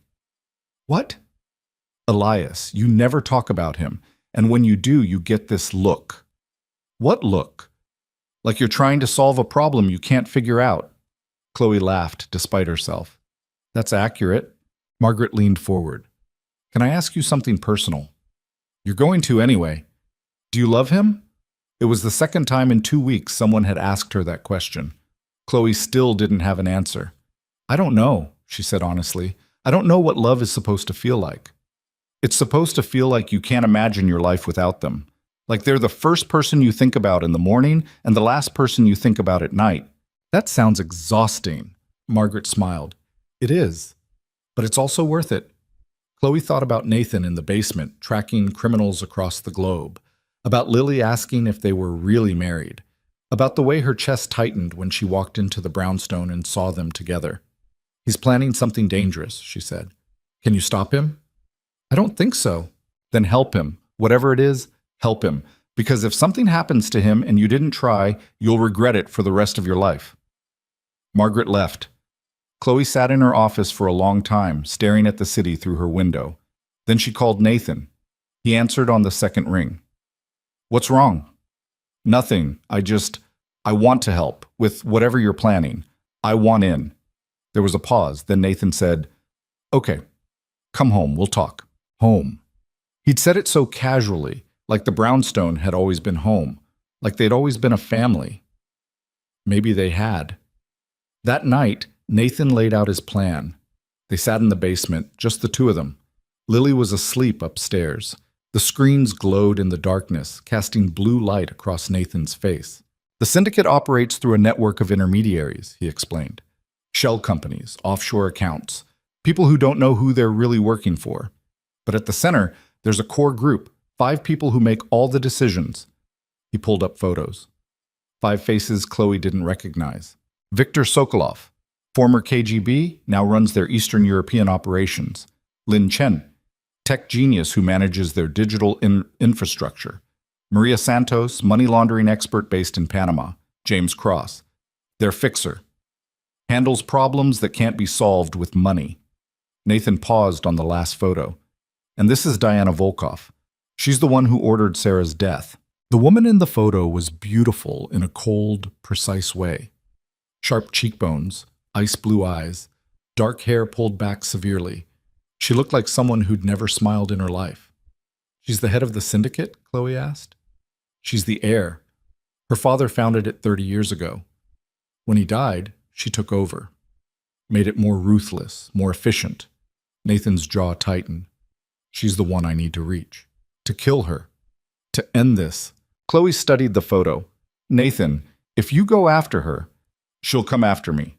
"I know, that's the point." He pulled up a map. "Next month, there's a gathering. Once a year, the core group meets in person to coordinate strategy. They move the location every time, but I've been tracking their patterns." "You know where they're meeting?" "I think so. Croatia, a private island off the coast. No commercial flights, no ferry service, invitation only. How do you get an invitation? I don't. I crash it. Nathan zoomed in on the island. The security will be tight, but I have people who can get me in. Once I'm there, I confront Diana. I show her what happens when she goes after my family. Chloe's stomach twisted. This is suicide. It's a calculated risk. It's revenge. There's a difference. Nathan turned to face her. You're right. It is revenge. Sarah's been dead for 6 years, and I've done nothing. Just ran. Just hid. Just let them win. His voice was hard. I'm done letting them win. What about Lily? The question hit him like a punch. He looked away. I've made arrangements. If something happens to me, there's money in a trust. She'll be taken care of. Money isn't a father. I know. His voice cracked slightly. But if I don't do this, she'll never be safe. They'll always be out there, waiting. Better to end it now. Chloe stood, paced the small room. Her mind was racing, running through scenarios, calculating odds. Every instinct she had screamed that this was wrong, that Nathan was going to get himself killed. But he was right about one thing. This would never end unless someone made it end. What if there was another way? She said. There isn't. What if we didn't go after Diana? What if we went after their money? Nathan frowned. What do you mean? Chloe turned to the screens showing the syndicate's financial networks. You said they operate through shell companies and offshore accounts. What if we exposed all of it? Not just Richard's piece, but the entire network. Banks, accounts, transactions. Everything. The financial systems are too fragmented. By the time we exposed one account, they'd have moved the money, sis. Not if we hit them all at once. Chloe pulled up one of the screens, started highlighting accounts. You've been mapping their network for weeks. You know where the money flows. What if we didn't just expose it? What if we froze it? Nathan stared at her. You're talking about coordinating with multiple governments, financial institutions, regulatory agencies. That would take months to arrange. Or it would take one very convincing presentation to the right people. Chloe met his eyes. I know people at the SEC, the Treasury Department, Interpol. I've spent 15 years building relationships with regulators around the world. If we can show them a complete picture of the syndicate's operations, they'll move. They'll move slowly. There'll be jurisdictional fights, legal challenges. Then we make it impossible for them to move slowly. We leak it to the press at the same time, create public pressure that forces them to act. Nathan was quiet for a long moment. Then he said, that might actually work. It will work. Because unlike your plan, this one doesn't end with you dead on an island in Croatia. He almost smiled. You really think I'd die? I think you'd try not to, but going after 5 of the most dangerous criminals in the world by yourself? The odds aren't good. Nathan turned back to the screens, studying the financial networks with new eyes. If we're going to do this, we need to be thorough. One missed account and they'll rebuild. Then we won't miss any. They worked through the night. Chloe called in every favor she had, setting up meetings with contacts at regulatory agencies. Nathan compiled evidence, organizing it into a presentation that would be impossible to ignore. By dawn, they had the skeleton of a plan. It wasn't perfect. There were a dozen ways it could go wrong. But it was better than suicide. Lily found them in the basement that morning, both asleep at their desks. She tugged on Nathan's sleeve. Daddy, you didn't sleep in your bed. Nathan jerked awake, disoriented. Sorry, sweetheart, we were working. Lily looked at Chloe, then back at her father. Is she helping you now? Yeah, she is. Good. She's smart. Chloe woke to the sound of Lily's voice. The little girl was staring at her with those big brown eyes. You look tired, Lily said. I am tired. You should sleep more. Daddy says sleep is important. Your daddy's right. Lily climbed into Chloe's lap, something she'd started doing over the past few weeks. Chloe had been uncomfortable with it at first, unsure how to hold a child or where to put her hands, but now it felt almost natural. Are you going to stay with us? Lily asked. Chloe looked at Nathan. He was watching them with an expression she couldn't quite read. I'm going to try, Chloe said. Good. I like you. It was such a simple statement, such an honest expression of feeling. Chloe felt something crack inside her chest. I like you too, she said. Nathan made breakfast while Chloe got ready for work. When she came back downstairs, Lily was at the table with a bowl of cereal and Nathan was reviewing documents on his laptop. I'm meeting with the SEC at 2, Chloe said. I'll present the preliminary findings, see if they bite. They'll bite. This is too big to ignore. Let's hope you're right. She grabbed her bag, headed for the door. Nathan's voice stopped her. Chloe. She turned. He was standing in the kitchen doorway, Lily's cereal bowl in his hand. Thank you, he said. For this. For helping. We're in this together, right? That's what you said. I know. But I also know what I'm asking you to risk. Chloe thought about Sterling Logistics, about the empire she'd built, about everything she'd worked for. You risked everything to protect me, she said. This is me returning the favor. The meeting with the SEC went better than expected. Chloe walked them through Nathan's evidence, showing how the syndicate had infiltrated dozens of companies across multiple countries. The agents took notes, asked pointed questions, and by the end of the 2-hour session, they were talking about task forces and international coordination. This is good work, the lead agent said. Very thorough. Where did you get all this? I have sources, Chloe said carefully. Sources with access to classified financial data? Sources who want to see justice done. The agent studied her. Miss Whitmore, if we're going to move forward with this, we need to know where this information came from. No, you don't.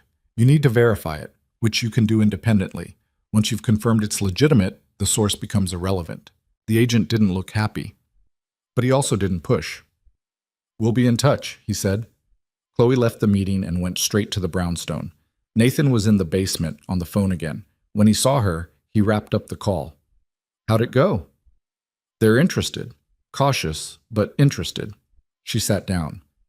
They want to verify everything independently before they move. How long will that take? Weeks, maybe months. Nathan nodded. That's expected. What about the press angle? I reached out to a journalist I trust. She's willing to run the story, but she needs multiple sources. I can provide those. They spent the next 3 weeks building their case. Chloe coordinated with regulators while Nathan fed information to journalists. Slowly, carefully, they assembled a trap that would close around the syndicate from multiple directions at once. It was exhausting. Chloe would spend 12 hours at Sterling maintaining the illusion of normalcy, then come home and spend another 6 hours in the basement with Nathan. They survived on coffee and takeout and the kind of manic energy that came from knowing they were running out of time, because the syndicate wasn't standing still. Nathan noticed it first. Small changes in their patterns, money moving more frequently, personnel relocating. They were getting nervous. They know something's coming, he said one night. Chloe looked up from the regulatory filing she was reviewing. How can they know? We've been careful. They have eyes everywhere. Maybe they've noticed the SEC asking questions. Maybe one of our journalist contacts got sloppy. He pulled up surveillance feeds. They're going to move soon, dissolve the network before we can strike. Then we move first. We're not ready. The agencies won't act without verification. Then we force their hand. Chloe stood, started typing on one of the keyboards. We leak everything. Right now. Give it all to the press, to Interpol, to every regulatory agency in every country where they operate. Create so much noise that they can't hide. That's reckless. It's the only option we have. Nathan grabbed her wrist, stopping her. If we do this wrong, we expose ourselves. They'll know I'm behind it. They'll come after us. They're already coming after us. Not like this. Right now, they're not sure. We're a ghost they're chasing, but if we go loud, we become a target. Chloe pulled her hand free. Then we become a target. I'd rather fight them head on than wait for them to strike when we're not ready. They stared at each other. The argument hung between them, neither willing to back down. Finally, Nathan said, If we do this, there's no going back. I know. We'll have to disappear. You, me, Lily, leave everything behind. I've lost everything before. I can do it again. Have you? Nathan moved closer. Because from where I'm standing, you've never lost anything. You've built walls so high that nothing can touch you. But if we do this, those walls come down. You'll be exposed, vulnerable. Are you ready for that? Chloe thought about Sterling Logistics, about her penthouse with its floor-to-ceiling windows. about the life she'd carefully constructed over 15 years. Then she thought about Lily reading stories before bed, about Nathan working beside her in the basement, about the way it felt to be part of something bigger than just herself. "Yes," she said. "I'm ready." Nathan studied her face. Then he nodded. "Okay, let's burn it all down." They worked through the night, compiling every piece of evidence into packages for different outlets.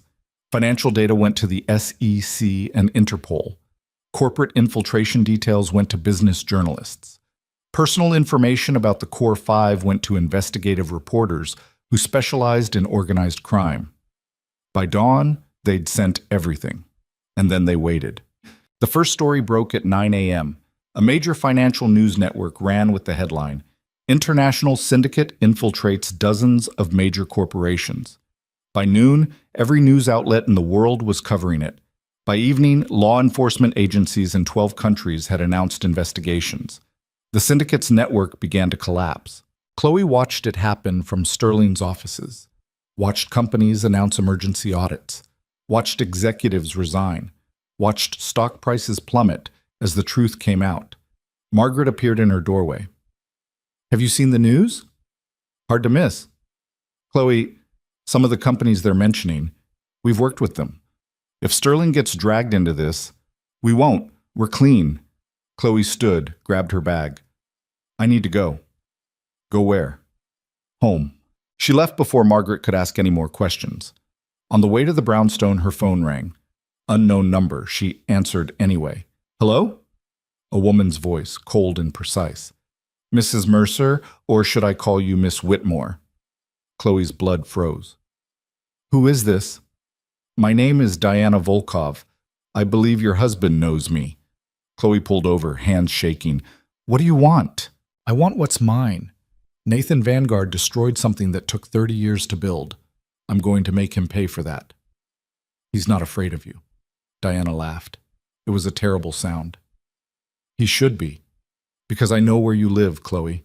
I know where you work. I know that you have a stepdaughter named Lily who attends PS 118 in Brooklyn." Chloe's vision blurred. "If you touch her, I won't touch her, not yet. First, I want Nathan to know what it feels like to lose everything, the way I just did." There was a pause. "Tell him I'm coming. Tell him that everything he loves will burn, and then, when he's begging me to end it, I'll kill him slowly." The line went dead. Chloe sat in her car, hyperventilating. Then she called Nathan. "Diana Volkov just called me." Silence. Then, "Where are you?" "On my way home. Nathan, she knows about Lily. She knows about the school. Oh, I'm getting Lily now. Meet me at the secondary location." "What secondary location?" "The address is in your phone under Margaret Chen. It's not Margaret. It's a safe house in Connecticut. Go there, I'll meet you." He hung up. Chloe pulled up the contact, found the address, and started driving. Her mind was racing. They'd struck at the syndicate, and now the syndicate was striking back. She drove for 90 minutes, following the GPS to a house in the middle of nowhere. It was bigger than the Brooklyn brownstone, more isolated, built like a fortress. Nathan's SUV was already there. She ran inside. Nathan was in the living room with Lily. The little girl was crying. "I don't want to leave school," she sobbed. "I like my teacher. I like my friends." "I know, sweetheart, but we have to go away for a little while." "Why?" Nathan didn't have an answer. Chloe crossed the room and knelt beside Lily. "Because some bad people are angry at us, and until we deal with them, we need to be somewhere safe." Lily looked at her with tears streaming down her face. "I'm scared." "Me too," Chloe admitted. "But your dad and I are going to keep you safe, I promise." Lily threw her arms around Chloe's neck. Chloe held her, this little girl who'd somehow become part of her life, and felt the weight of what they'd done. They'd started a war, and now they had to finish it. Nathan put Lily to bed in one of the upstairs rooms, staying with her until she finally fell asleep. When he came back down, Chloe was standing at the window, staring out at the dark Connecticut woods. "She threatened a 6-year-old, Chloe said without turning around. "What kind of person does that?" "The kind who has nothing left to lose." Nathan moved to the security panel on the wall, checking cameras and motion sensors. "We knew this would happen." Knowing and experiencing are two different things. Chloe finally turned to face him. Diana's going to come after us. Hard. Yes. So what do we do? Hide here forever? Nathan sat down heavily on the couch. He looked older than he had that morning, worn down by 6 years of running and now the weight of having dragged Chloe and Lily into an open war. I have contacts, he said. People who can help us disappear. New identities, new country, new everything. We could be on a plane by tomorrow night. And Sterling? Gone. You'd have to walk away. Chloe thought about that. 15 years of work, just abandoned. The company her grandfather had entrusted to her, left in someone else's hands. Margaret would keep it running, probably, but it wouldn't be hers anymore. What's the alternative, Sheath? She asked. We fight. We find Diana before she finds us. You mean you find her, and probably die trying. Nathan didn't argue. They both knew the odds. Chloe crossed the room, sat down beside him. There has to be another option, something we're not seeing. If there is, I haven't found it. They sat in silence. Outside, wind moved through the trees. Inside, the house creaked and settled. Somewhere upstairs, Lily was probably dreaming about her old school, her old life, the normal childhood that kept slipping further away. Chloe's phone rang. She looked at the screen. Margaret. I have to take this. She stepped into the kitchen. Hey, where are you? Margaret sounded stressed. The board's been trying to reach you all afternoon. With everything happening in the news, they want a statement. Tell them I'm dealing with a family emergency. What kind of family emergency? The kind I can't explain right now. Chloe rubbed her face. Margaret, I need you to do something for me. If I don't come back, don't come back. Chloe, what's going on? Just listen. If something happens to me, there's documents in my office safe. The combination is your birthday. Inside, you'll find instructions for transferring my shares to you. I want you to have Sterling. There was a long pause. Then Margaret said, very carefully, You're scaring me. I know. I'm sorry. But I need to know the company will be okay. The company will be fine. I need to know you'll be okay. Chloe looked through the doorway at Nathan. He was still on the couch, head in his hands. I'm working on it, she said. She hung up before Margaret could ask more questions. When she returned to the living room, Nathan had moved to his laptop. He was pulling up files, the same obsessive focus he always had when he was planning something. What are you doing? Chloe asked. Mapping Diana's network. If we can't hide and we can't run, we need to know where she is. You've been tracking her for weeks. You said she's too careful. She was careful, but she's angry now. Angry people make mistakes. He highlighted several data points. Look, 3 hours after the news broke, there was unusual activity on one of her known accounts. Small transfers, nothing major, but the pattern's different. Chloe leaned in. Different how? Rushed, sloppy. She's moving assets, probably preparing to go dark, but she's doing it faster than she should be. Nathan pulled up another screen. And here, communications traffic spiked between 3 of her shell companies. They're coordinating something. An attack? Probably. But coordination means vulnerability. If we can intercept those communications, we can find out where she is. Nathan looked at her. It's risky. If we make a move and miss, she'll know we're hunting her. She already knows. She called me, remember? Chloe pulled up a chair. Show me what you need. They worked through the night again. This was becoming a pattern, Chloe thought distantly. Sleepless nights in front of screens, chasing ghosts through financial networks and encrypted channels. She should have been exhausted, should have been terrified. Instead, she felt alive. Around 3 a.m., Nathan found something. There. A communication between 2 of Diana's known associates. It was encrypted, but Nathan had tools that could crack most commercial encryption. The message itself was brief. Meeting confirmed. Tuesday. The usual place. What's the usual place? Chloe asked. Nathan cross-referenced previous communications, pulled up locations. Could be one of 3 cities, Geneva, Singapore, or New York. New York? Chloe's stomach dropped. She's coming here? Maybe. Or maybe her people are. Nathan kept digging. If we can narrow it down, we can set a trap. With what? We're not law enforcement. We can't arrest anyone. No. But we can expose them. Nathan pulled up the contact information for the journalist who'd broken the original story. If we can document Diana meeting with her associates, prove she's still operating despite the investigations, the pressure on law enforcement increases. That's not going to stop her from coming after us. No, but it might slow her down. It wasn't much of a plan, but it was something. Over the next 2 days, Nathan traced communications while Chloe maintained the illusion of normalcy. She had conference calls with Sterling's board, approved budgets, reviewed contracts, all while sitting in a fortified safe house in Connecticut, waiting for a criminal syndicate to make their next move. Lily asked questions Chloe didn't know how to answer. When can I go back to school? And why are we hiding? And is Daddy in trouble? Chloe did her best. She read stories, she made meals. She pretended everything was fine while the world burned around them. On Tuesday morning, Nathan got the confirmation he'd been waiting for. New York, he said, showing Chloe the intercepted message. Tonight, 8 p.m. There's a private club in Midtown where Diana's people meet. High-end, members only, the kind of place where no one asks questions. What's the plan? I go in, document who's there, get proof that Diana's network is still active. You can't go alone. I have to. If they spot you, they'll know we're working together. Chloe grabbed his arm. Nathan, this is exactly what she wants. You, isolated, exposed. It's a trap. Probably, but it's also our only shot at finding her before she finds us. Then let me come with you, as backup. No. Why not? Because if something goes wrong, someone needs to be here with Lily. Nathan pulled free gently. That's you, Chloe. You're her backup plan. The words hit harder than she expected. Somewhere over the past month, she'd stopped being the reluctant stepmom and become something else, someone who actually cared what happened to this little girl. I don't know how to be someone's backup plan, she said. You'll figure it out. You're good at figuring things out. Nathan spent the rest of the day preparing. He had equipment Chloe had never seen before.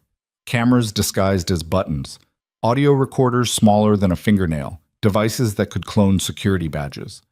Watching him work, she understood more clearly than ever who he used to be. This wasn't a mechanic from Queens. This was a man who'd built empires and torn them down, who'd operated in shadows and controlled billions. Where did you learn all this? She asked. Nathan attached a camera to his jacket. You don't manage the kind of money I managed without learning how to protect yourself, how to gather intelligence, how to stay 3 steps ahead of everyone trying to take what's yours. Is that what we're doing? Staying 3 steps ahead? We're trying. He checked his watch. I need to leave in 20 minutes. Chloe followed him upstairs to where Lily was coloring in her workbook. The little girl looked up when they entered. Are you leaving again, Daddy? Nathan knelt beside her.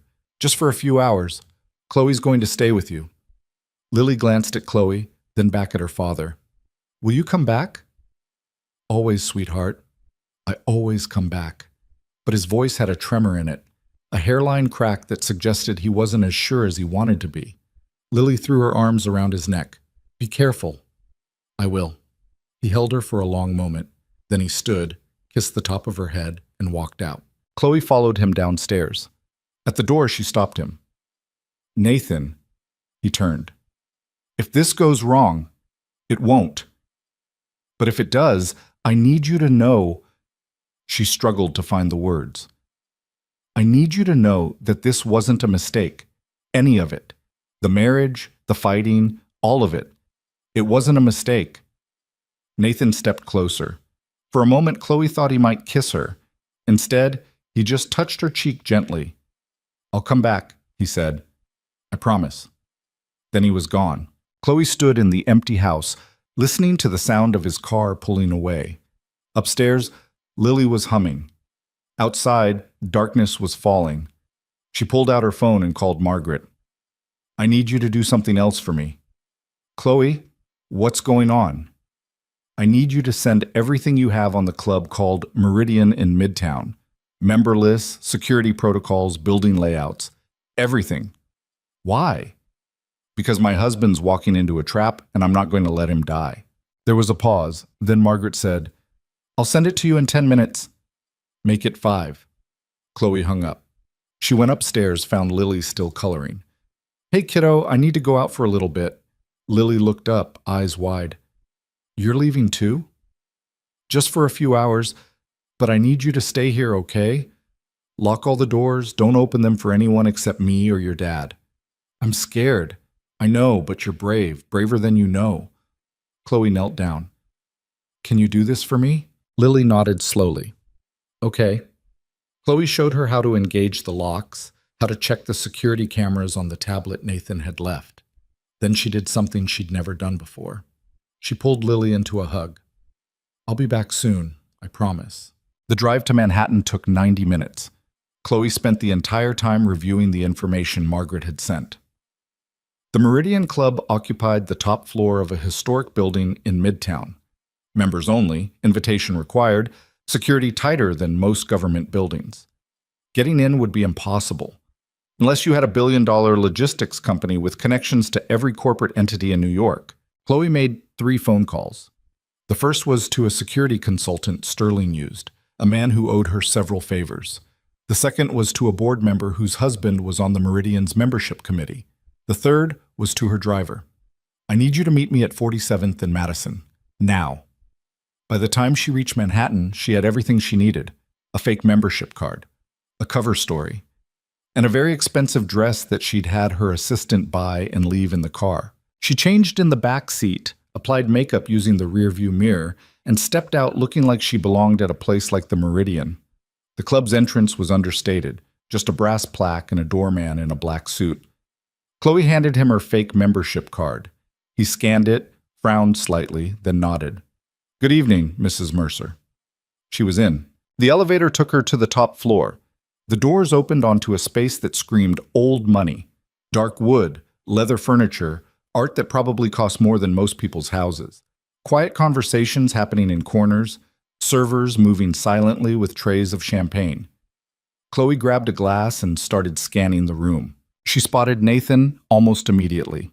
He was at the bar, dressed in a suit she'd never seen him wear, looking like he'd been born to this world. Which, she supposed, he had been. She also spotted 3 men she recognized from Nathan's files, associates of Diana's. They were at a table near the window, deep in conversation. And then she saw her. Diana Volkov sat alone at a corner table, a glass of red wine in front of her. She was more beautiful in person than in her photos. Ice cold and precise, like a blade wrapped in expensive fabric. She was staring directly at Nathan. Chloe's blood ran cold. This was a trap. Diana knew he was here, had known he would come. She started moving toward Nathan, trying to stay casual, but she was too late. Diana stood, walked toward the bar, stopped right next to Nathan. Hello, Nathan, she said. Her voice carried across the quiet room. Or should I call you Elias? Nathan didn't move, didn't react. Diana, you've caused me a great deal of trouble. You killed my wife. I gave an order. Someone else pulled the trigger. Diana sipped her wine. But I suppose the distinction doesn't matter to you. Chloe was 20 feet away now, close enough to hear, close enough to see the tension in Nathan's shoulders. What do you want? He asked. I want you to understand something. Diana set down her glass. You can't win. You've exposed part of my network, yes. You've cost me money and resources, but I've been building this organization for 15 years. I have redundancies you haven't even found yet. Accounts you'll never trace. People in places you'll never reach. Then why are you here? Because I want to watch you realize that everything you've done was pointless, that you've accomplished nothing except making yourself a target. She smiled. It was terrifying. And then I'm going to take everything you love, your daughter, your new wife, everything. Nathan's hand moved slightly. Chloe saw the outline of a gun under his jacket. Don't, Diana said quietly. There are 8 men in this room who work for me. You'd be dead before you cleared the holster. Chloe looked around. She couldn't spot them, but she believed Diana. So what now? Nathan asked. You kill me here? No, that would be messy. Instead, I'm going to let you leave. Let you go back to your safe house in Connecticut. Let you think you're safe. Diana leaned in close. And then, when you least expect it, I'm going to take everything, and there won't be anything you can do to stop me. She walked away. Her associates stood, followed her out. Nathan stayed at the bar, gripping the edge so hard his knuckles were white. Chloe moved to his side. We need to leave. He turned, saw her. What are you doing here? Saving your life, apparently. Come on. They made it to the elevator, made it to the ground floor, made it to Chloe's car before Nathan finally exploded. I told you to stay with Lily, and I told you this was a trap. Chloe started the engine. Diana knew you were coming. She was waiting for you. I know. So what was the plan? Let her monologue at you and hope she gave something away? The plan was to get evidence, which I did. Nathan pulled a small device from his pocket. Recorded the whole conversation, Diana Volkov admitting she ordered Sarah's death. That should be enough for law enforcement. It won't matter. You heard her. She has redundancies. She'll disappear before anyone can touch her.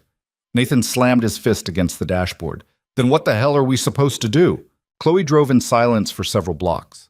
Her mind was racing, running through scenarios. Diana was right. They couldn't win a war of attrition. The syndicate had too many resources, too much reach, but they didn't need to win a war. They just needed to make Diana vulnerable. We need to give her something she wants more than revenge, Chloe said. Like what? Like you, but not dead, alive and working for her. Nathan stared at her. That's insane. Is it? Diana's organization is in chaos. She's lost key people, major accounts. She needs someone who understands global finance, someone who can rebuild what we destroyed. She'd never trust me. She doesn't have to trust you. She just has to need you. Chloe merged onto the highway. What if we approach her, offer a deal? You work for her, help rebuild her network. In exchange, she leaves Lily and me alone. She'll kill me the second I'm no longer useful. Probably. Unless we document everything, every transaction, every operation, build a case so airtight that if anything happens to you, it all goes public. Nathan was quiet for a long time. Then he said, You're talking about going undercover, infiltrating her organization. I'm talking about turning the tables, making her think she's won while we destroy her from the inside. That could take months, years even. Then it takes years. Nathan looked at her.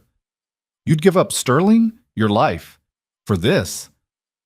Chloe thought about that, about the empire she'd built, about the person she'd been a month ago, cold and isolated and convinced that emotions were weaknesses.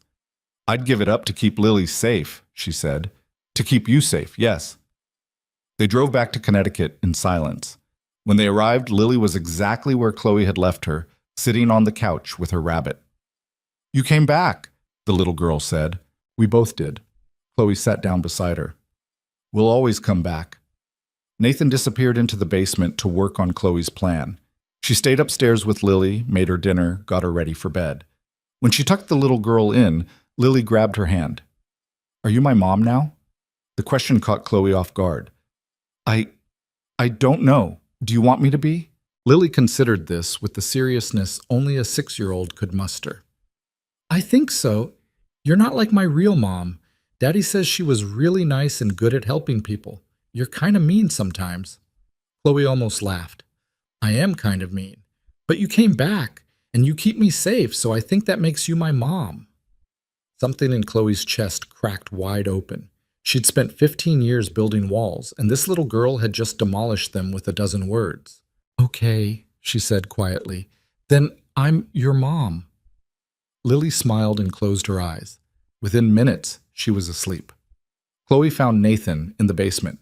He had documents spread across every surface, mapping out how they could possibly infiltrate Diana's organization without getting killed immediately. This is suicide, he said without looking up. You know that, right? Most things we've done in the past month have been suicide. This is different. This isn't just exposing her. This is getting close, becoming part of her world. He finally looked at Chloe. If she finds out we're playing her, she won't just kill us. She'll make it hurt. Then we don't let her find out. Nathan rubbed his face. How did we get here? A month ago I was fixing cars. You were running a billion-dollar company. Now we're planning to infiltrate a criminal syndicate. We got here because your wife was murdered, and my grandfather was a meddling bastard who thought we could save each other. Chloe sat down across from him. Were they right? About what? Can we save each other? Nathan looked at her for a long moment. Then he said, I don't know. But I know I don't want to lose you, either of you. Chloe stood, moved around the table. She did something she'd never done before. She kissed him. It wasn't graceful or romantic. It was desperate and messy and tasted like fear. But it was real.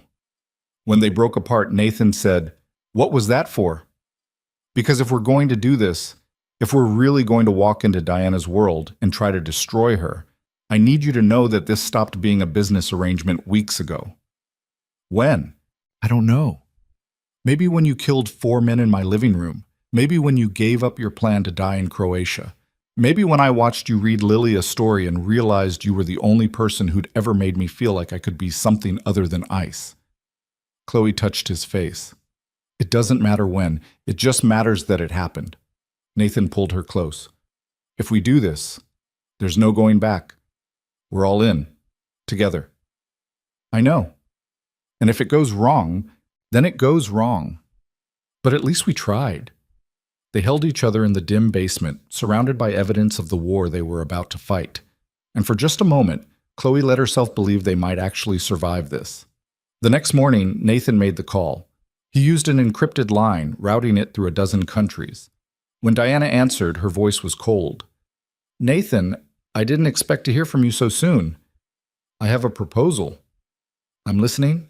"You need someone who understands global finance, someone who can rebuild what we destroyed. I need my family to be safe." He paused. "I work for you. Full access to my knowledge, my contacts, my expertise. In exchange, you leave Chloe and Lily alone." There was a long silence. Then Diana said, "Why would I agree to that?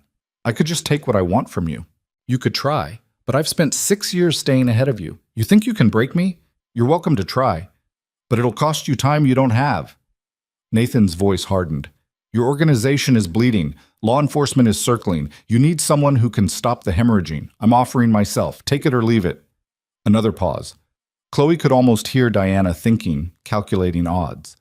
"I'll consider it," Diana said finally, "but I have conditions." "Name them. You come alone. No security, no backup. And you do exactly what I tell you when I tell you to do it." "Fine. And if I find out you're playing me, your daughter dies first, then your wife, then you, in that order." Nathan's jaw clenched. "Understood." "Good. I'll send you a location. Be there tomorrow at noon." The line went dead. Chloe had been listening on speaker. "She's going to kill you." "Probably, but she's also desperate. Her network is falling apart. She needs help." Nathan started packing equipment. "This is our shot. What do you need from me?" "Stay here with Lily. Keep her safe. And if I don't check in every 12 hours, take her and run. New identities, new country, everything's already set up." "Nathan, promise me, Chloe. If this goes wrong, you protect her, whatever it takes." Chloe wanted to argue, wanted to find another way, but she knew there wasn't one. "I promise." Nathan spent the rest of the day preparing. He had devices that would transmit audio to Chloe's laptop, cameras hidden in ordinary objects, ways to communicate that even Diana's people wouldn't detect. "I'll send you everything I learn," he said. "Every conversation, every transaction. You compile it, organize it, build a case. And then? Then we hope it's enough." That night, Chloe couldn't sleep. She lay in bed staring at the ceiling, running through worst-case scenarios. Nathan dead, Diana finding the safe house, Lily being hurt because of decisions Chloe had made. Around 3 a.m., she got up, found Nathan in the kitchen, also unable to sleep. "Can't shut your brain off either?" he asked. "Not even a little." They sat at the table together, drinking coffee in the dark. "I've been thinking about what you said," Nathan said, "about this not being a business arrangement anymore." "Yeah? I think it stopped being that for me the night at the gala, when you didn't back down from Richard, when you stood your ground even though he was trying to humiliate you." Nathan smiled slightly. "I remember thinking, this woman doesn't need protection. She needs a partner." "Is that what we are now? Partners?" "I don't know what we are, but I know I want to find out after this is over. If we survive. When we survive." Nathan took her hand. "We're going to make it through this, Chloe. All 3 of us." Chloe wanted to believe him, but she'd learned a long time ago that wanting something didn't make it true. Morning came too fast. Nathan said goodbye to Lily, gave Chloe final instructions, and left. Chloe watched his car disappear down the long driveway. Then she went inside, locked every door, and settled in to wait. The first transmission came at 12:47 p.m. Nathan's voice, slightly distorted by the equipment.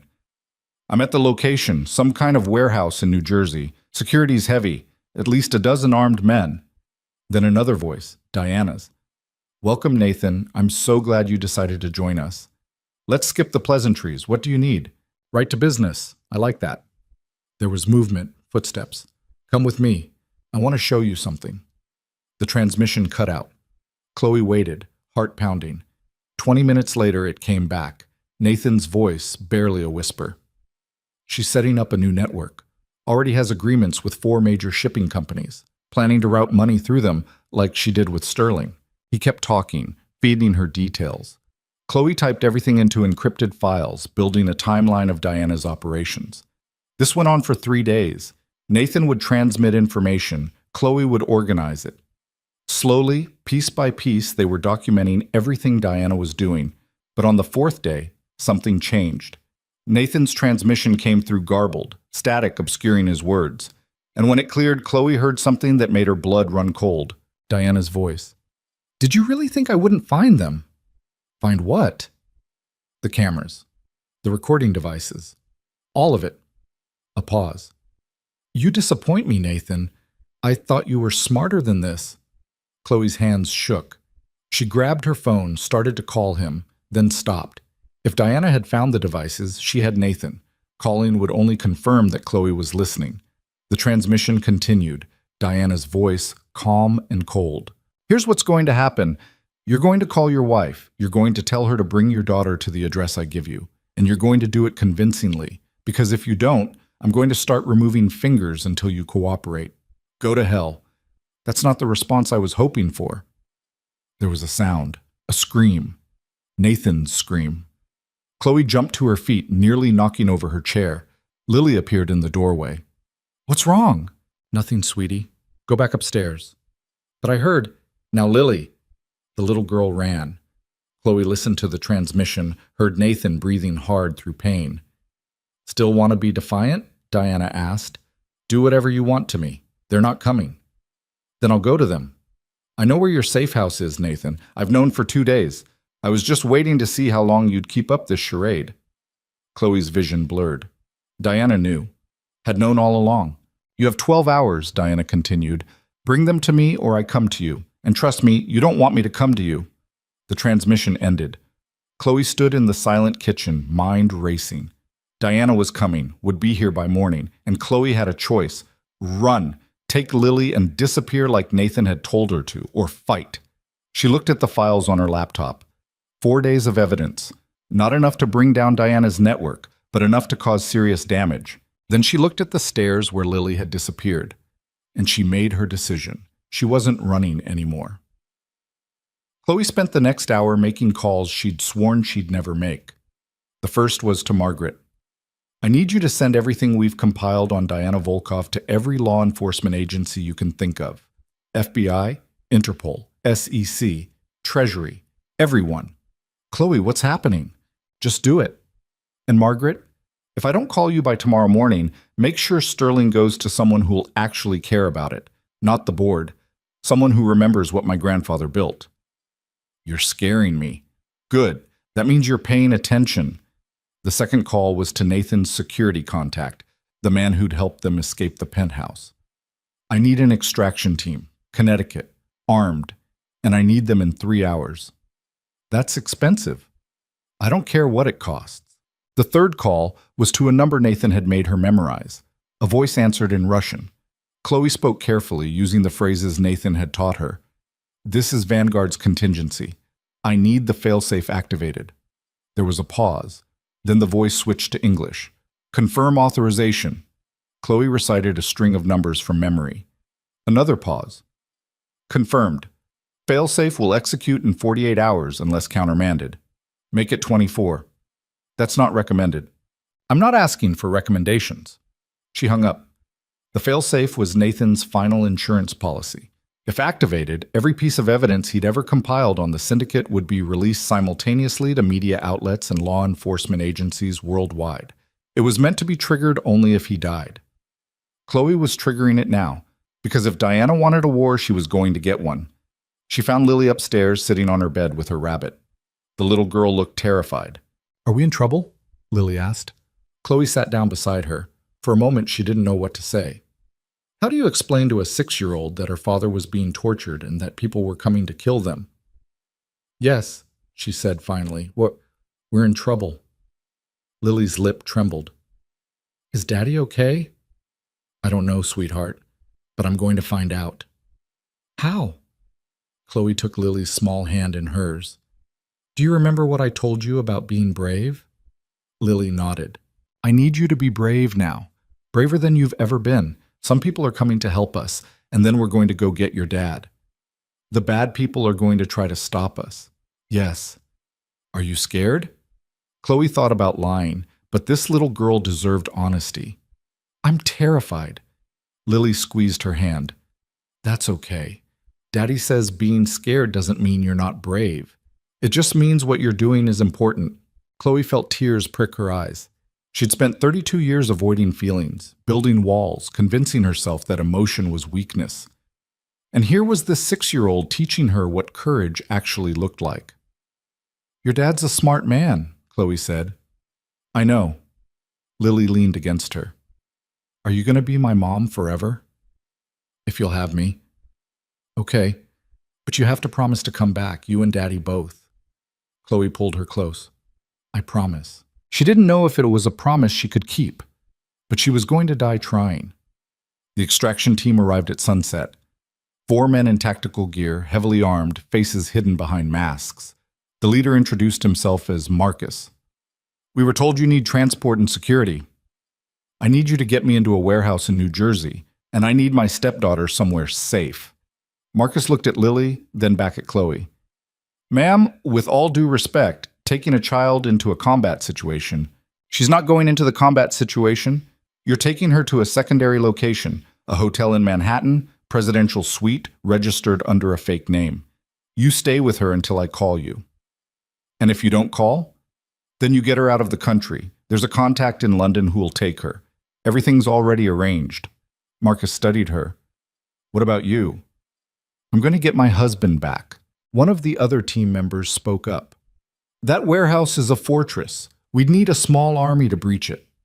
"Then we don't breach it. We walk in the front door." They stared at her like she was insane. Maybe she was. Chloe explained the plan. It was reckless, built on assumptions and hope, and the slim possibility that Diana's arrogance would work against her. But it was all she had.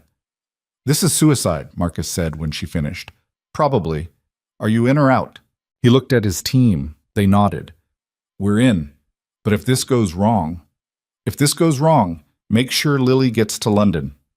They left at 8 p.m. Chloe kissed Lily goodbye, held her longer than she probably should have, then watched the SUV disappear down the dark driveway.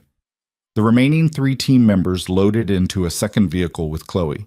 She'd changed into dark clothes, pulled her hair back, and tried to look like someone who knew what they were doing. She didn't, but she was good at faking it. The drive to New Jersey took 40 minutes. The warehouse was exactly where Nathan's last transmission had indicated, a massive structure near the waterfront. Lights blazed inside. Armed guards patrolled the perimeter. Chloe told the driver to stop a block away. "Last chance to back out," one of the team members said. Chloe pulled out her phone, opened the recording app, and hit record. "If I don't make it out, make sure this gets to the FBI." Then she stepped out of the car and started walking toward the warehouse. The guards spotted her immediately. 2 of them moved to intercept, weapons raised. "Stop right there." Chloe stopped, raised her hands. "I'm here to see Diana Volkov."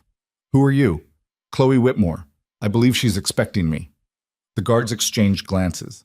One spoke into a radio. A response crackled back. They lowered their weapons slightly. "Come with us." They escorted her inside. The warehouse was bigger than it looked from outside, full of shipping containers and equipment. And in the center, like a throne room carved from industrial steel, was an office. Diana sat behind a desk, perfectly composed. Nathan was in a chair across from her, hands zip-tied behind his back. His face was bruised, blood dried at the corner of his mouth. But he was alive. His eyes went wide when he saw Chloe. "What are you doing here?" "Saving your ass, apparently." Chloe turned to Diana. "Let him go." Diana smiled. It was the coldest thing Chloe had ever seen. "I gave him 12 hours. You're early." "I'm efficient. It's what I do." Chloe moved closer. "Here's my offer. You let Nathan and Lily go. In exchange, I give you what you really want." "Which is?" "Sterling Logistics." Diana's expression didn't change. "You're offering me your company?" "Not offering. Guaranteeing. You want a legitimate shipping operation to move your money? Sterling's perfect. International reach, established relationships, clean reputation. I hand it over, you leave my family alone." "And what makes you think I want Sterling now, after you've exposed my entire network?" "Because you're desperate. Your organization is falling apart. You need a win, something to show your people that you're still in control." Chloe leaned against the desk. "Sterling's that win. You get a functioning logistics empire. I get my family back. Everyone walks away." Diana studied her. "You'd give up everything you've built? For them?" "Yes.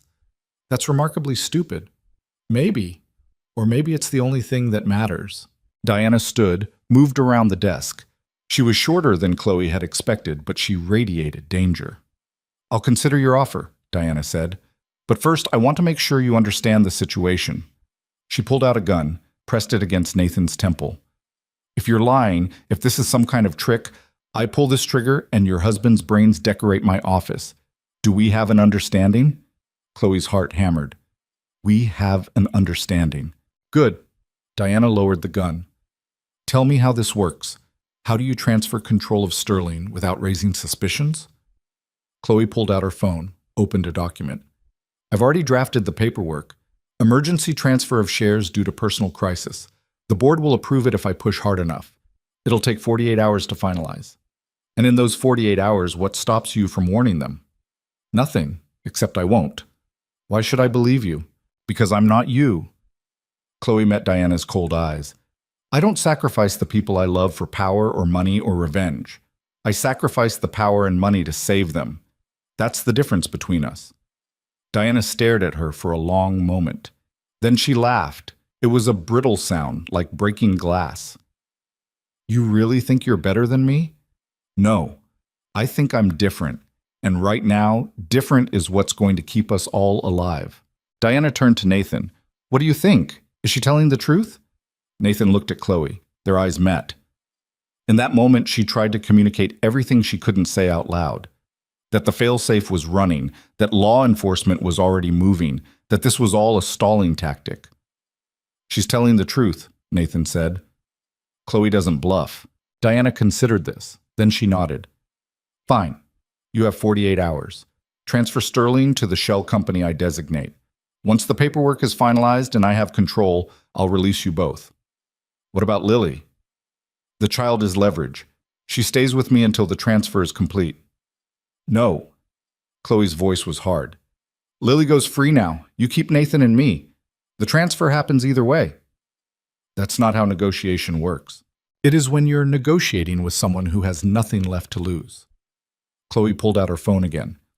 "I can call my board right now and tank Sterling's stock, destroy its value completely, make it worthless to you, or I can give you a functioning company worth billions. Your choice." Diana's eyes narrowed. For the first time, Chloe saw uncertainty there. "You're bluffing." "Try me." They stared at each other.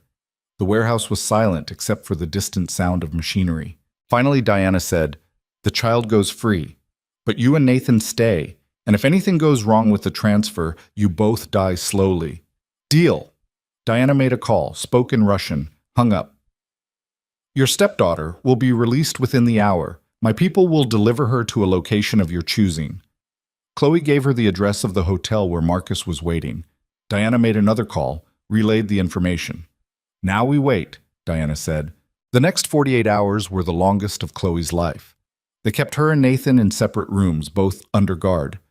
Chloe spent the time on her phone, actually going through the motions of transferring Sterling to Diana's shell company. The board fought her. Margaret begged her to reconsider. But Chloe pushed forward, signing documents and authorizing transfers. It was all real, every signature, every authorization, because the only way to sell the lie was to make it truth. What Diana didn't know was that every document Chloe signed had a back door, clauses buried in legal language that would give law enforcement the ability to freeze assets and reverse transactions. Nathan had helped her draft them weeks ago, back when they were still planning how to expose the syndicate. On the second night, Diana came to Chloe's room. "The transfer is almost complete," she said. 12 more hours and Sterling is mine. Congratulations. You've acquired a logistics company through extortion. Your father would be proud." My father was weak. He believed in rules and staying hidden. I believe in taking what I want. Diana sat down across from Chloe. "Do you know why I killed Nathan's wife?" Chloe didn't answer. Because she was a vulnerability. Nathan loved her, which meant she was leverage. And when he refused to cooperate, I eliminated the leverage. Diana smiled. "It's simple math. Remove the weakness, remove the problem." "You're insane.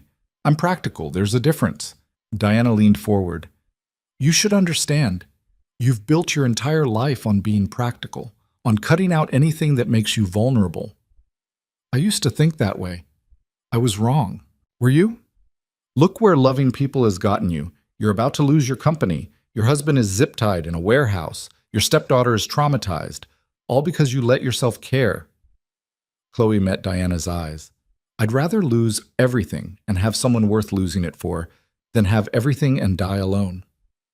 "That's weakness talking." "No, that's being human." Diana stood. "We'll see if you still think that in 12 hours. She left. Chloe sat alone in the dark room, wondering if she'd miscalculated. If the failsafe would trigger in time. If law enforcement would actually move. If she'd just sacrificed everything for nothing. At 6 a.m., the warehouse exploded into chaos. Chloe heard shouting, gunfire, the sound of vehicles screeching outside. Guards ran past her door. Someone was yelling in Russian. The door burst open. It was Nathan, no longer restrained. Behind him, men in FBI tactical gear. "Come on," he said, grabbing her hand. They ran through the warehouse. Around them, Diana's people were being arrested, thrown to the ground, read their rights. The failsafe had worked. Everything Nathan had compiled, everything Chloe had gathered in the past week, had been delivered to law enforcement exactly on schedule. They burst outside into the dawn light. FBI vehicles surrounded the warehouse, agents everywhere, and there, being led out in handcuffs, was Diana Volkov. She saw Nathan and Chloe. Even in defeat, her expression was ice cold. "This isn't over," she said. "Yes," Nathan said. "It is." They watched her being loaded into a federal vehicle. Around them, the operation continued. Arrests being made, evidence being collected, an empire being dismantled. An FBI agent approached. "Mr. Vanguard, Mrs. Mercer, will need statements." "Later," Nathan said. "Right now we need to see our daughter." The agent nodded. "We've already contacted your security team. She's safe." They took Nathan's car, drove to Manhattan in silence. When they reached the hotel, Marcus met them in the lobby. "She's in the suite. Hasn't stopped asking for you." They took the elevator up. Chloe's hands were shaking. They'd survived. Against every odd, they'd actually survived. Nathan opened the suite door. Lily was on the couch, watching cartoons. When she saw them, she launched herself off the furniture and ran. "Daddy! Chloe!" Nathan caught her, lifted her up. Chloe wrapped her arms around both of them. They stood there in the hotel suite, holding each other, and for the first time in weeks, Chloe felt like she could breathe. "I was so scared," Lily whispered. "I know, sweetheart, but it's over now. We're safe." "All of us? All of us?" They spent the next week giving statements, working with federal prosecutors, helping them build cases against every member of Diana's organization. The syndicate didn't fall overnight, but the core was destroyed. Viktor Sokolov was arrested in Prague. Lin Chen turned himself in rather than face trial. Maria Santos disappeared, probably into hiding. James Cross was found dead in a Panama City hotel, an apparent suicide. Diana Volkov was charged with racketeering, money laundering, conspiracy to commit murder, and about 40 other counts. Her trial would take years. She'd probably die in prison. Sterling Logistics survived, barely. The board voted to nullify the transfer once they understood it had been made under duress. Chloe retained control, though several board members resigned in protest. Margaret stayed because Margaret always stayed. "You're insane," she said over coffee one morning. "You know that, right?" "I've been told." "You almost lost everything." "I know, but I didn't." Chloe looked out her office window at the city. "I got something better." 6 months later, Chloe stood in the ruins of her old penthouse. The place had been sitting empty since the attack. She'd avoided coming back. Too many memories. But now she and Nathan were planning to move back in, to rebuild it into something new. Nathan came up behind her, wrapped his arms around her waist. "What are you thinking?"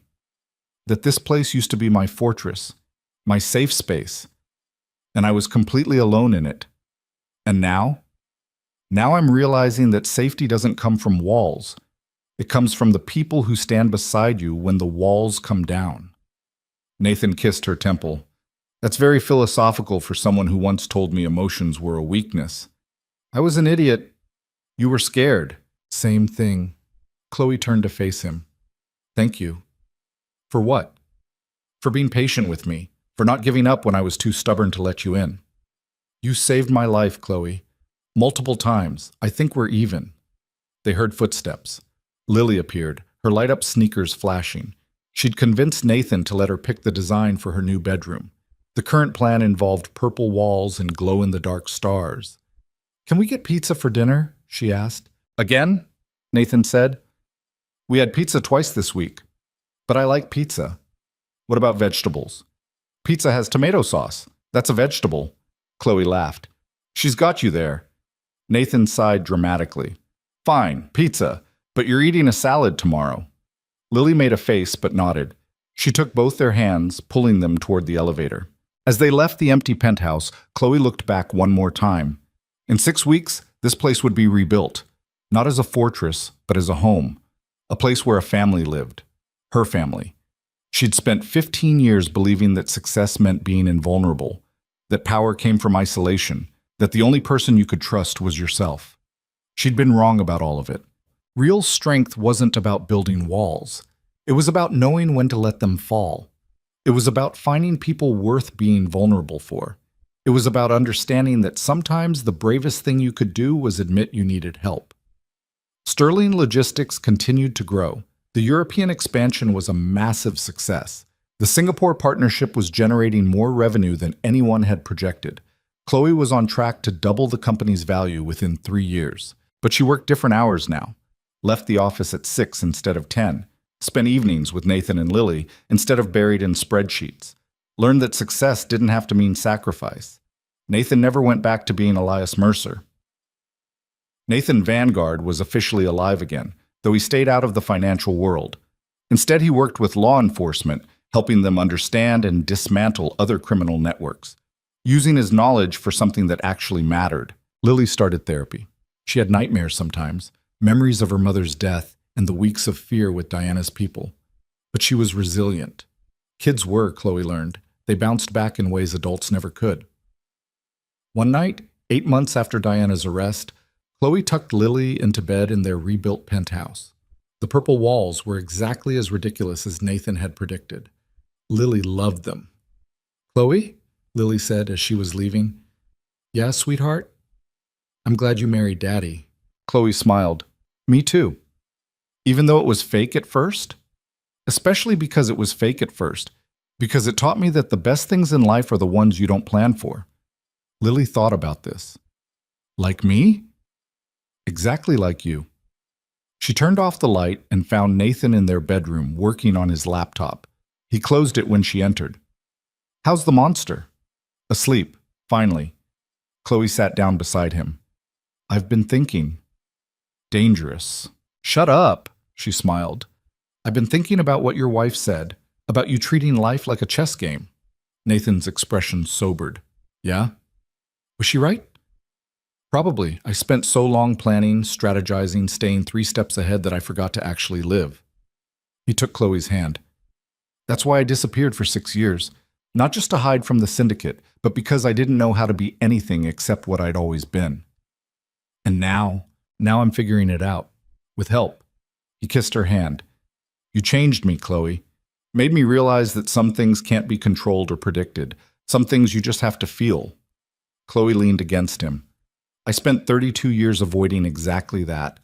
Feelings, connections, anything that made me vulnerable. And then your 6-year-old daughter told me I was like a turtle. Nathan laughed. She's not wrong. I know, but I'm working on it. They sat together in the quiet bedroom, looking out at the city lights. Somewhere down there, Sterling Logistics was running on autopilot. Somewhere across the ocean, Diana Volkov was sitting in a prison cell. Somewhere in the rebuilt penthouse, Lily was dreaming about whatever 6-year-olds dreamed about. And here, in this moment, Chloe finally understood what her grandfather had been trying to give her. Not a husband, not a business arrangement, not even protection. He'd given her a chance at something she'd convinced herself she didn't need. A family. A home. People who knew her completely and loved her anyway. It hadn't been easy. It had nearly killed them all. But they'd survived. More than that, they'd built something real from the wreckage of 2 broken lives. Nathan, Chloe said. Yeah? I love you. It was the first time she'd said it out loud. She'd thought it 1,000 times over the past few months, but saying it felt different, more real, more terrifying. Nathan pulled her closer. I love you too. Even though I'm kind of mean sometimes. Especially because you're kind of mean sometimes. They stayed like that until they both fell asleep, tangled together in a bed that was finally theirs. A year later, Chloe stood in Sterling's boardroom, looking at quarterly reports that showed record profits. The company had not only survived the Diana Volkov scandal, but thrived because of it. The publicity had actually helped, positioning Sterling as a company that stood up to corruption. Margaret sat across from her, smiling. Not bad for someone who almost gave it all away. I did give it all away. I just got it back. Think you'll ever do something that reckless again? Chloe thought about Nathan, about Lily, about the life they'd built together. Probably. But next time I'll make sure you know the plan first. That would be appreciated. After the meeting, Chloe left the office early. She had dinner reservations at 7, and Nathan had made her promise not to be late. When she got home, she found Lily in the living room doing homework. The little girl was 7 now, taller and more confident. She'd stopped having nightmares months ago. Where's your dad? Chloe asked. Kitchen. He's making something that smells weird. Chloe found Nathan attempting to cook something that might have been chicken parmesan, but looked more like a science experiment gone wrong. Should I be concerned? She asked. Probably, but I'm committed now. He gestured at the disaster on the stove. It's going to be fine. We have reservations. I know. But I wanted to try cooking at home, like a normal family. Chloe looked at the smoking pan, then at Nathan's hopeful expression, then back at the pan. Okay, we're ordering pizza. But Nathan, I love you, but you're a terrible cook. Let's not pretend otherwise. He laughed and turned off the stove. Fair enough. They ordered pizza. Ate it at the table with Lily, who told them about a boy at school who'd pulled her hair and how she'd told him to stop being a jerk. Nathan tried to be serious about teaching her appropriate language. Chloe mostly just felt proud. After Lily went to bed, Nathan pulled out a small box. What's this? Chloe asked. Open it. Inside was a ring, not an engagement ring. They were already married. But a proper wedding ring, the kind people wore when they meant it. We got married in a courthouse wearing clothes that didn't fit, Nathan said. We signed papers and shook hands and pretended it was just business. But it stopped being business a long time ago. So I thought, maybe we could do it again, for real this time. Chloe stared at the ring. It was simple, elegant, exactly her taste. Are you proposing to your own wife? I'm proposing that we stop pretending any of this was fake, that we acknowledge what we both know. He took her hand. I love you, Chloe Whitmore. Not because your grandfather paid me to marry you, not because we survived a war together, but because you're the strongest, most stubborn, most frustratingly perfect person I've ever met. And I want to spend the rest of my life with you. Chloe felt tears on her face. When had she started crying? That was a terrible proposal, she said. I know. You're supposed to get on one knee. We're already married. I think we can skip the formalities. And you called me frustrating. You are frustrating. So are you. Nathan smiled. Is that a yes? Chloe took the ring, slid it onto her finger. It fit perfectly. Yes, you idiot, it's a yes. He kissed her. Not the desperate, terrified kiss from the safe house. Not the quick goodbye kiss before he left for Diana's warehouse. A real kiss. The kind that promised forever. When they broke apart, Chloe said, "We should probably tell Lily." Tell her what? That we're really married now, for real. She already knows. She helped me pick the ring. Of course she did. They stood in their kitchen, in their home, in the life they'd built from the wreckage of two broken people who'd been forced together by a meddling grandfather in circumstances beyond their control. Chloe used to think that love was a weakness, that caring about people gave them power over you, that the only way to survive was to stand alone. She'd been wrong about that too.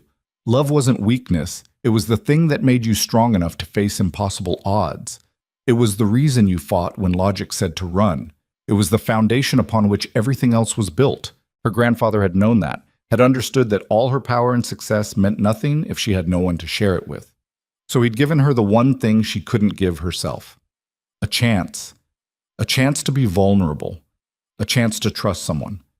A chance to build something bigger than any empire. And she'd almost thrown it away because she was too scared to take it. But Nathan had been patient. Lily had been forgiving, and somehow, despite every mistake and misstep, they'd become a family. Not a perfect family. They argued. They made mistakes. They still didn't know what they were doing half the time. But they were real. And they were theirs. And that, Chloe had finally learned, was all that mattered. The invisible trillionaire and the ruthless CEO. The scared single father and the woman with walls so high she'd forgotten what it felt like to let someone in. They'd found each other in the strangest way possible, and they'd saved each other in every way that counted.